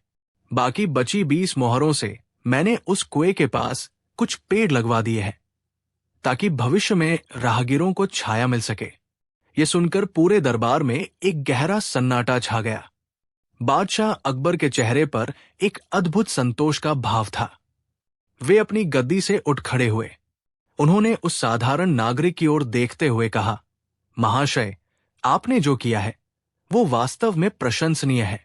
आपने न केवल उन मोहरों का सदुपयोग किया, बल्कि उससे अनगिनत लोगों का भला किया जिनकी दुआएं आपके साथ है।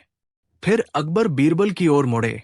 बीरबल, तुम्हारी परीक्षा अद्भुत थी। अब तुम ही बताओ, इन सब में तुम्हारी नजर में सबसे अक्लमंद कौन सिद्ध हुआ? बीरबल ने मुस्कुराते हुए कहा, आलम पनाह, सभी लोगों ने अपनी अपनी समझ और आवश्यकता के अनुसार मोहरों का उपयोग किया और लगभग सभी के प्रयास सराहनीय है। मंत्री जी ने आपको प्रसन्न करने का प्रयास किया, जो राजभक्ति का प्रतीक है, पर उसमें दूरदर्शिता या जनहित का अभाव था। पंडित जी ने ज्ञान का संचय किया, जो उत्तम है, पर उसका लाभ सीमित लोगों तक पहुंचेगा। व्यापारी ने धन को बढ़ाया, जो आर्थिक प्रगति के लिए आवश्यक है। सैनिक ने अपनी और साथियों की आवश्यकता पूरी की। शिल्पकार, गृहिणी और विद्यार्थी ने अपने अपने क्षेत्र में उन्नति की। गरीब मजदूर ने अपने परिवार का भविष्य सुरक्षित करने का प्रयास किया, जो उसकी जिम्मेदारी थी। किसान ने दूरदर्शिता दिखाते हुए ऐसा निवेश किया जिससे आने वाले समय में उसे और राज्य दोनों को लाभ होगा। यह भी उत्कृष्ट बुद्धिमानी का परिचायक है। परंतु जहांपना, मेरे विचार से उस साधारण नागरिक ने सबसे उत्कृष्ट अक्लमंदी का परिचय दिया है।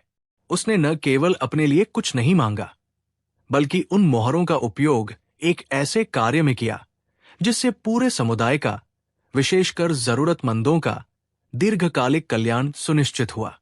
उसने एक मृतप्राय संसाधन को पुनर्जीवित किया और भविष्य के लिए भी सोचा। उसकी अक्लमंदी में स्वार्थ नहीं, बल्कि परोपकार, दूरदर्शिता और सामुदायिक भावना का अद्भुत संगम है। उसने तात्कालिक लाभ के बजाय स्थायी समाधान को चुना। बीरबल ने आगे कहा, सच्ची अक्लमंदी वही है जो केवल अपने हित तक सीमित न रहे, बल्कि व्यापक समाज के कल्याण के लिए हो, जो उपलब्ध संसाधनों का इस प्रकार उपयोग करे कि उससे अधिकतम लोगों को अधिकतम समय तक लाभ मिल सके। ज्ञान, धन या शक्ति तभी सार्थक है जब वे दूसरों के जीवन में सकारात्मक परिवर्तन ला सके। बादशाह अकबर बीरबल के विश्लेषण से अत्यंत प्रसन्न हुए। उन्होंने उस साधारण नागरिक को विशेष रूप से सम्मानित किया और उसे राजकोष से पुरस्कार भी दिया। किसान को भी उसकी मेहनत और बुद्धिमानी के लिए सराहा गया। अन्य लोगों को भी उनकी सूझबूझ के अनुसार प्रशंसा मिली, पर सभी ने यह स्वीकार किया कि उस साधारण नागरिक का कार्य वास्तव में सबसे अधिक प्रभावशाली और बुद्धिमत्तापूर्ण था। दरबारियों को भी समझ आ गया था कि बीरबल की नजर में अक्लमंदी का असली अर्थ क्या है। ये केवल चतुरता या व्यक्तिगत लाभ नहीं, बल्कि विवेक, करुणा और दूरदर्शिता का वो मेल है जो समाज को बेहतर बनाता है। उस दिन के बाद अक्लमंद कौन, इस प्रश्न का उत्तर सभी के लिए और भी स्पष्ट हो गया था, और बीरबल की बुद्धिमत्ता का लोहा एक बार फिर सबने मान लिया था। कहानी 7। एक बार बादशाह अकबर अपने शाही बाग में टहल रहे थे। मौसम सुहावना था और उनका मन प्रसन्न था। तभी बाग के एक कोने से उन्हें किसी के रोने की सिसकियां सुनाई दी। उन्होंने देखा कि बाग का बूढ़ा माली, रहीम चाचा, एक पेड़ के नीचे बैठा सिसक सिसक कर रो रहा था। अकबर को आश्चर्य हुआ। रहीम चाचा बरसों से शाही बाग की सेवा कर रहा था और अपनी लगन और ईमानदारी के लिए जाना जाता था। बादशाह उसके पास पहुंचे और स्नेह से पूछा, क्या बात है रहीम चाचा, तुम इतने दुखी क्यों हो? क्या किसी ने तुम्हें कुछ कहा है? रहीम चाचा ने बादशाह को देखा। उनकी आंखों में आंसू भरे हुए थे। उसने कांपती आवाज में कहा, जहांपनाह, आज मुझसे बहुत बड़ी भूल हो गई। बाग का सबसे सुंदर और आपका प्रिय गुलाब का पौधा, जिसे आपने अपने हाथों से लगाया था, मेरी लापरवाही से मुरझा गया। मैंने उसे समय पर पानी नहीं दिया। अकबर को वो गुलाब का पौधा बहुत प्रिय था। उसे एक मित्र राज्य के राजा ने भेंट किया था और उसकी सुंदरता अनुपम थी। ये सुनकर अकबर का चेहरा क्रोध से तमतमा उठा। उनकी प्रसन्नता पल भर में गायब हो गई। क्या तुमने मेरे सबसे प्रिय पौधे को मुरझा दिया? तुम्हारी ये हिम्मत कैसे हुई? तुम इतने वर्षों से बाग की देखभाल कर रहे हो और तुमसे इतनी साधारण सी भूल हो गई। रहीम चाचा डर से कांपने लगा। गुस्ताखी माफ जहांपनाह, पर कल रात मेरी पोती की तबीयत बहुत खराब थी। मैं सारी रात उसी की चिंता में जागता रहा। सुबह जब बाग में आया तो देर हो चुकी थी। परंतु अकबर उस समय क्रोध में थे। उन्होंने रहीम चाचा की कोई सफाई नहीं सुनी। बहाने मत बनाओ। तुम्हारी लापरवाही अक्षम्य है। इस गलती के लिए तुम्हें सजा मिलनी चाहिए। हम हुक्म देते हैं कि तुम्हें शाही बाग की नौकरी से बर्खास्त किया जाता है और तुम्हें 100 कोड़ों की सजा दी जाए। ये सुनकर रहीम चाचा के पैरों तले जमीन खिसक गई। वो बादशाह के पैरों में गिरकर गिड़गिड़ाने लगा। नहीं जहांपनाह, ऐसा अनर्थ मत कीजिए। मैं बूढ़ा आदमी हूं, कोड़ों की मार सह नहीं पाऊंगा। मेरी बरसों की सेवा का कुछ तो लिहाज कीजिए। पर अकबर अपने निर्णय पर अडिग थे। उन्होंने सिपाहियों को बुलाया और रहीम चाचा को ले जाने का आदेश दिया। उस समय बीरबल दरबार में किसी कार्य में व्यस्त थे। जब उन्हें इस घटना का पता चला तो उन्हें बहुत दुख हुआ। वे जानते थे कि रहीम चाचा निर्दोष है और बादशाह ने क्रोध में आकर ये कठोर निर्णय लिया है। बीरबल ने मन ही मन निश्चय किया कि वे बादशाह को उनकी गलती का एहसास कराएंगे। अगले दिन दरबार लगा। बादशाह अकबर अपने सिंहासन पर विराजमान थे, पर उनके चेहरे पर अभी भी थोड़ी उदासी थी। शायद उन्हें अपने कल के निर्णय पर थोड़ा पछतावा हो रहा था, पर राजसी अभिमान उन्हें अपनी गलती स्वीकार करने से रोक रहा था। बीरबल ने उचित अवसर देखकर कहा, जहांपनाह, कल रात मैंने एक अजीब सपना देखा। अकबर ने उत्सुकता से पूछा, कैसा सपना बीरबल? बीरबल ने कहा, जहांपनाह, मैंने सपने में देखा कि मैं एक बहुत सुंदर बाग में घूम रहा हूं। उस बाग में भांति भांति के फूल खिले थे और उनकी सुगंध से पूरा वातावरण महक रहा था। बाग के बीचों बीच एक अत्यंत तेजस्वी और भव्य सिंहासन था, जिस पर एक देव पुरुष विराजमान थे। अकबर और अन्य दरबारी ध्यान से बीरबल की बातें सुन रहे थे। बीरबल ने आगे कहा, मैंने उन देव पुरुष को प्रणाम किया और उनसे पूछा कि ये कौन सा स्थान है और वे कौन है। उन्होंने मुस्कुराते हुए कहा, ये स्वर्ग का बाग है और मैं न्याय का देवता हूं। यहां हर किसी को उसके कर्मों का उचित फल मिलता है, अच्छे कर्मों का पुरस्कार और बुरे कर्मों का दंड। फिर मैंने देखा कि उस बाग में कुछ पौधे मुरझाए हुए थे। मैंने देवपुरुष से पूछा, हे देव, आपके इस स्वर्गिक बाग में भी पौधे कैसे मुरझा सकते हैं? देवपुरुष ने गंभीर स्वर में कहा, बीरबल, ये पौधे उन शासकों की गलतियों के प्रतीक हैं, जो पृथ्वी पर क्रोध या अभिमान में आकर निर्दोषों को दंड देते हैं। जब कोई शासक अपनी प्रजा के प्रति अन्याय करता है तो उसके नाम का एक पौधा इस बाग में मुरझा जाता है, और यदि वह अपनी गलती सुधार नहीं करता तो वो पौधा हमेशा के लिए सूख जाता है और उस शासक को भी स्वर्ग में स्थान नहीं मिलता। बीरबल ने अपनी बात कहते हुए बादशाह अकबर की ओर देखा। अकबर के चेहरे का रंग बदल गया था। उन्हें बीरबल की कहानी का गूढ़ अर्थ समझ में आ रहा था। बीरबल ने जारी रखा, मैंने देवपुरुष से पूछा, हे देव, क्या इन मुरझाए हुए पौधों को फिर से हरा भरा करने का कोई उपाय है? देवपुरुष ने कहा, हाँ बीरबल, उपाय है। यदि वो शासक अपनी गलती को पहचान ले, सच्चे मन से पश्चाताप करे और उस निर्दोष व्यक्ति के साथ न्याय करे जिसे उसने दंडित किया था, तो ये मुरझाया हुआ पौधा फिर से खिल उठेगा। क्षमा और न्याय ही इन पौधों को जीवन दे सकते हैं।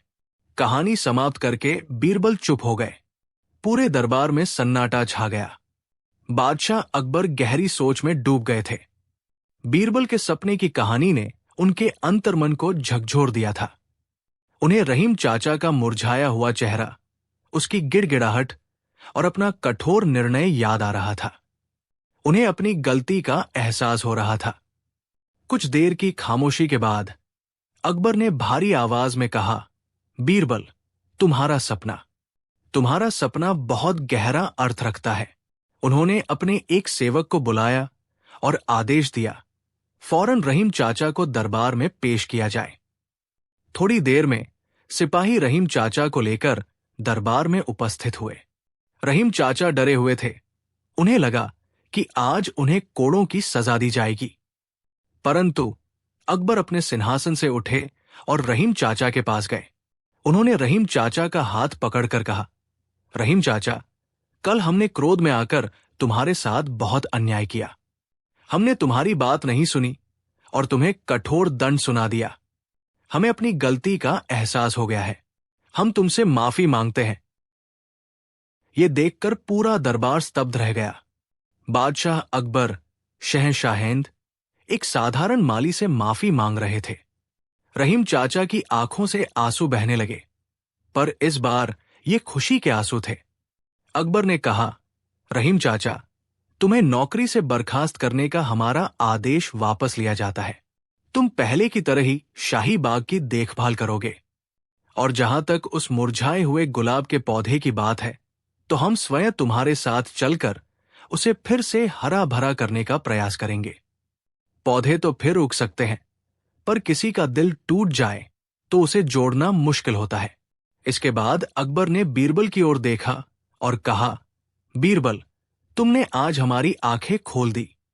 तुमने हमें यह सिखाया कि एक शासक का सबसे बड़ा गुण न्याय और क्षमा है। क्रोध और अभिमान मनुष्य को अंधा कर देते हैं और उससे गलतियां करवाते हैं। तुम्हारा धन्यवाद कि तुमने हमें सही मार्ग दिखाया। बीरबल ने विनम्रता से सिर झुकाया, जहांपनाह, ये मेरा कर्तव्य था। आप स्वयं न्यायप्रिय हैं। बस कभी कभी मानवीय भावनाएं हम पर हावी हो जाती है। उस दिन के बाद बादशाह अकबर और भी अधिक सचेत हो गए कि वे कोई भी निर्णय जल्दबाजी या क्रोध में न लें। उन्होंने रहीम चाचा को न केवल उसकी नौकरी वापस दी, बल्कि उसे इनाम भी दिया। और बीरबल की बुद्धिमत्ता और साहस की प्रशंसा पूरे दरबार में होने लगी। इस घटना ने एक बार फिर साबित कर दिया कि बीरबल केवल हाजिर जवाब और मनोरंजक ही नहीं थे, बल्कि वे एक सच्चे मार्गदर्शक और मित्र भी थे, जो बादशाह को उनकी गलतियों का एहसास कराकर उन्हें एक बेहतर शासक बनने में मदद करते थे। बीरबल जानते थे कि सीधी आलोचना करने के बजाय एक कहानी या दृष्टांत के माध्यम से अपनी बात कहना अधिक प्रभावशाली होता है, खासकर जब मामला स्वयं बादशाह से जुड़ा हो। उनकी यही चतुराई उन्हें अकबर के दरबार का सबसे अनमोल रत्न बनाती थी। कहानी 8। शहंशाह जलालुद्दीन मोहम्मद अकबर अपने भव्य दीवान-ए-आम में सुनहरे सिंहासन पर विराजमान थे। उनके मुख पर एक हल्की सी मुस्कान थी, जो अक्सर उनके प्रिय नवरत्न राजा बीरबल की उपस्थिति या उनके किसी आगामी बौद्धिक द्वंद्व की प्रत्याशा में खिल उठती थी। दरबार खचाखच भरा हुआ था। विभिन्न प्रांतों के सूबेदार, अनुभवी मंत्रीगण, वीर सेनापति और दूर दराज से आए कला पारखी व विद्वान अपनी अपनी निर्धारित जगहों पर आसीन थे। माहौल में एक अनकही उत्सुकता तैर रही थी, मानो कोई अप्रत्याशित घटना घटने वाली हो। अकबर के दरबार में जहां बुद्धिमत्ता और प्रतिभा का सम्मान होता था, वहीं कुछ ऐसे भी दरबारी थे जो बीरबल की बादशाह से निकटता, उनकी लोकप्रियता और उनकी असाधारण चतुराई से मन ही मन ईर्ष्या रखते थे। इन्हीं में से एक थे मंत्री जफर खान। जफर खान स्वयं को अत्यंत बुद्धिमान और व्यवहार कुशल समझते थे, परंतु वास्तव में उनकी समझ सतही थी और वे अक्सर अपनी मूर्खतापूर्ण बातों और अनावश्यक बड़बोलेपन के कारण उपहास का पात्र बन जाते थे। उन्हें ये बात हमेशा खटकती थी कि बादशाह अकबर हर छोटे बड़े मसले पर बीरबल की सलाह को इतनी अहमियत क्यों देते हैं। जफर खान हमेशा मौके की तलाश में रहते थे कि कैसे बीरबल को नीचा दिखाया जाए और बादशाह की नजरों में स्वयं को श्रेष्ठ साबित किया जाए। आज दरबार की कार्यवाही सामान्य रूप से चल रही थी। एक प्रांतीय सूबेदार अपने क्षेत्र की समस्याओं पर प्रकाश डाल रहे थे। तभी जफर खान बिना किसी प्रसंग के अचानक अपनी जगह से उठ खड़े हुए। उनके चेहरे पर एक धूर्त मुस्कान थी और आंखों में बीरबल के प्रति एक स्पष्ट चुनौती का भाव। जहां पनाह, जफर खान ने अपनी कर्कश आवाज में कहा, जो दरबार की शांति को भंग कर रही थी, गुस्ताखी माफ हो, परंतु मेरे मन में एक प्रश्न है जो मुझे कई दिनों से परेशान कर रहा है और मुझे लगता है कि इसका उत्तर केवल हमारे परम ज्ञानी और हर बात के विशेषज्ञ राजा बीरबल ही दे सकते हैं। हर बात के विशेषज्ञ कहते समय जफर खान ने जिस व्यंग्यात्मक लहजे का प्रयोग किया वो दरबार में किसी से छिपा नहीं रहा। बादशाह अकबर ने भी अपनी भ्रिकुटी किंचित तान ली। वे समझ गए थे कि जफर खान आज फिर कोई बखेड़ा खड़ा करने वाले हैं। बीरबल, जो हमेशा की तरह शांत और संयत भाव से एक ओर खड़े थे, ने जफर खान की ओर देखा।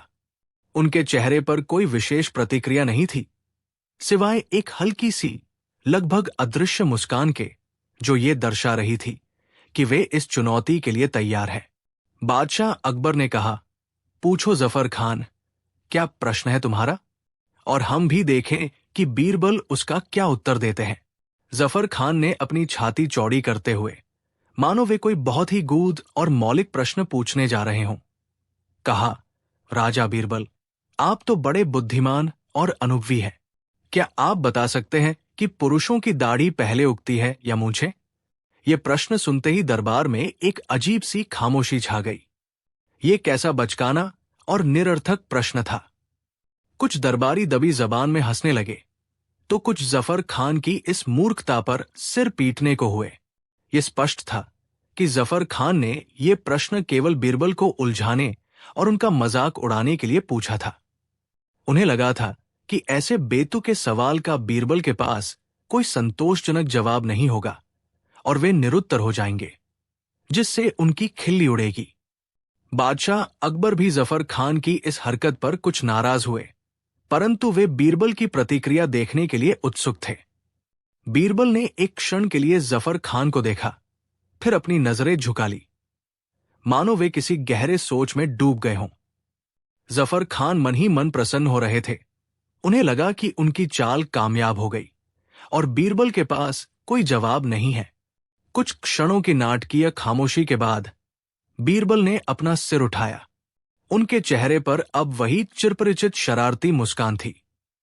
मंत्री जफर खान साहब, बीरबल ने अत्यंत विनम्रता और गंभीरता का अभिनय करते हुए कहा, आपका प्रश्न अत्यंत गहन और विचारणीय है। इस पर तो बड़े बड़े हकीम और दार्शनिक भी वर्षों से शोध कर रहे हैं, परंतु आज तक कोई सर्वमान्य उत्तर नहीं मिल पाया है। जफर खान की खुशी का ठिकाना न रहा। उन्हें लगा कि बीरबल ने हार मान ली है। वे विजयी भाव से मुस्कुराए, लेकिन बीरबल ने अपनी बात जारी रखी, परंतु मंत्री जी, चूंकि आपने ये प्रश्न मुझसे पूछा है, तो मेरा भी ये कर्तव्य बनता है कि मैं अपनी अल्प बुद्धि के अनुसार इसका उत्तर देने का प्रयास करूं। इस गूढ़ रहस्य को सुलझाने के लिए मुझे आपके चेहरे का थोड़ा और बारीकी से निरीक्षण करना होगा। मेरे चेहरे का? जफर खान कुछ चौंके। पर क्यों? बस ये सुनिश्चित करने के लिए कि मैं जो उत्तर दूं वो आपके विशिष्ट मामले में भी सत्य हो, बीरबल ने रहस्यमयी ढंग से कहा। जफर खान कुछ समझे नहीं, पर बीरबल को नीचा दिखाने की अपनी धुन में वे किसी भी बात के लिए तैयार थे। ठीक है, कीजिए निरीक्षण, उन्होंने लापरवाही से कहा। बीरबल धीरे धीरे जफर खान के पास गए। उन्होंने अपने एक हाथ को अपनी ठोड़ी पर रखा, मानो वे कोई बहुत बड़े वैज्ञानिक हों जो किसी दुर्लभ नमूने का अध्ययन कर रहे हों। उन्होंने जफर खान के चेहरे को कभी दाईं ओर से देखा, कभी बाईं ओर से, कभी ऊपर से, कभी नीचे से। उनकी भाव भंगिमाएं इतनी गंभीर और हास्यास्पद थी कि दरबारियों के लिए अपनी हंसी रोकना मुश्किल हो रहा था। बादशाह अकबर भी अपने होठों पर आई मुस्कान को दबाने का प्रयास कर रहे थे। जफर खान अब थोड़ा असहज महसूस करने लगे थे। उन्हें लग रहा था कि वे किसी सर्कस के जोकर बन गए हैं। काफी देर तक ये निरीक्षण का नाटक चलता रहा। अंततः बीरबल ने एक गहरी सांस ली, जैसे उन्हें कोई बहुत बड़ा सत्य पता चल गया हो। वे वापस अपनी जगह पर आए और जफर खान की ओर देखकर बोले, मंत्री जफर खान साहब, आपके चेहरे के गहन और विस्तृत अध्ययन के पश्चात मैं इस निष्कर्ष पर पहुंचा हूं कि आपके मामले में निश्चित रूप से पहले मूछें आई थी। जफर खान भौचक्के के रह गए। मूछें? पर यह आप इतनी निश्चितता से कैसे कह सकते हैं? बीरबल ने अत्यंत मासूमियत से उत्तर दिया, क्योंकि मंत्री जी, जब अक्ल बन रही थी तब आप कहीं और व्यस्त थे और लाइन में पीछे रह गए, जबकि मूछें तो समय पर आ गई। और यह तो सर्वविदित है कि जिस चीज की नींव अक्ल ही कमजोर हो, उस पर इमारत, दाढ़ी कैसे टिक सकती है? ये सुनते ही पूरे दरबार में जैसे हंसी का ज्वालामुखी फट पड़ा। बादशाह अकबर अपनी हंसी नहीं रोक पाए और जोर जोर से हंसने लगे। दरबारीगण हंसते हंसते लोटपोट हो रहे थे। किसी ने अपनी पगड़ी संभाल रखी थी तो कोई पेट पकड़कर दोहरा हुआ जा रहा था। माहौल इतना हास्यमय हो गया था कि कुछ देर के लिए राज दरबार की सारी गंभीरता हवा हो गई थी। जफर खान का चेहरा शर्म और गुस्से से लाल हो गया था। उनकी बोलती बंद हो चुकी थी। वे जिस बीरबल को नीचा दिखाना चाहते थे, उसी बीरबल ने उनकी मूर्खता को इतने मजेदार और सार्वजनिक ढंग से उजागर कर दिया था कि अब उनके पास कहने को कुछ नहीं बचा था। वे समझ गए थे कि बीरबल से उलझना मतलब मधुमक्खी के छत्ते में हाथ डालना है। जब हंसी का दौर कुछ थमा तो बादशाह अकबर ने अपने आंसुओं को पोंछते हुए कहा, वाह बीरबल, वाह, क्या खूब जवाब दिया है तुमने। तुमने न केवल जफर खान के बेतुके प्रश्न का उत्तर दिया, बल्कि यह भी साबित कर दिया कि सच्ची बुद्धिमत्ता केवल ज्ञान में नहीं, बल्कि हाजिर जवाबी और परिस्थितियों को अपने पक्ष में मोड़ने की कला में भी निहित है। उन्होंने जफर खान की ओर देखा, जो अब भी शर्मिंदा खड़े थे। जफर खान, हमें उम्मीद है कि आज तुम्हें यह सबक मिल गया होगा कि दूसरों का उपहास उड़ाने से पहले अपनी बुद्धि का भी आकलन कर लेना चाहिए और बीरबल जैसे व्यक्ति से उलझने से पहले 100 बार सोचना चाहिए। जफर खान ने चुपचाप सिर झुका लिया। आज उन्हें अपनी मूर्खता का एहसास हो गया था। बीरबल ने हाथ जोड़कर कहा, जहां पनाह, मेरा उद्देश्य किसी का अपमान करना नहीं था, परंतु जब प्रश्न ही ऐसा हो तो उत्तर भी उसी अंदाज में देना पड़ता है। हास्य और विनोद भी जीवन का एक महत्वपूर्ण अंग है और कभी कभी ये बड़ी बड़ी समस्याओं को भी हल्का कर देते हैं। उस दिन के बाद जफर खान ने कभी बीरबल से अनावश्यक रूप से उलझने की हिम्मत नहीं की और दरबार में ये किस्सा, जब बीरबल ने मंत्री की दाढ़ी मूंछ का रहस्य खोला, के नाम से मशहूर हो गया। ये कहानी बीरबल की उस अद्भुत क्षमता का एक और प्रमाण बन गई, जहां वे न केवल अपनी प्रखर बुद्धि से विरोधियों को निरुत्तर कर देते थे, बल्कि अपने अनोखे हास्यबोध से पूरे माहौल को खुशनुमा भी बना देते थे। उनका पलटवार इतना करारा और मजेदार होता था कि जिसे निशाना बनाया जाता, वो भी शर्मिंदा होने के साथ साथ कहीं न कहीं अपनी मूर्खता पर हंसने को मजबूर हो जाता। बीरबल का ये अंदाज ही उन्हें अकबर के दरबार का सबसे चमकता सितारा बनाता था।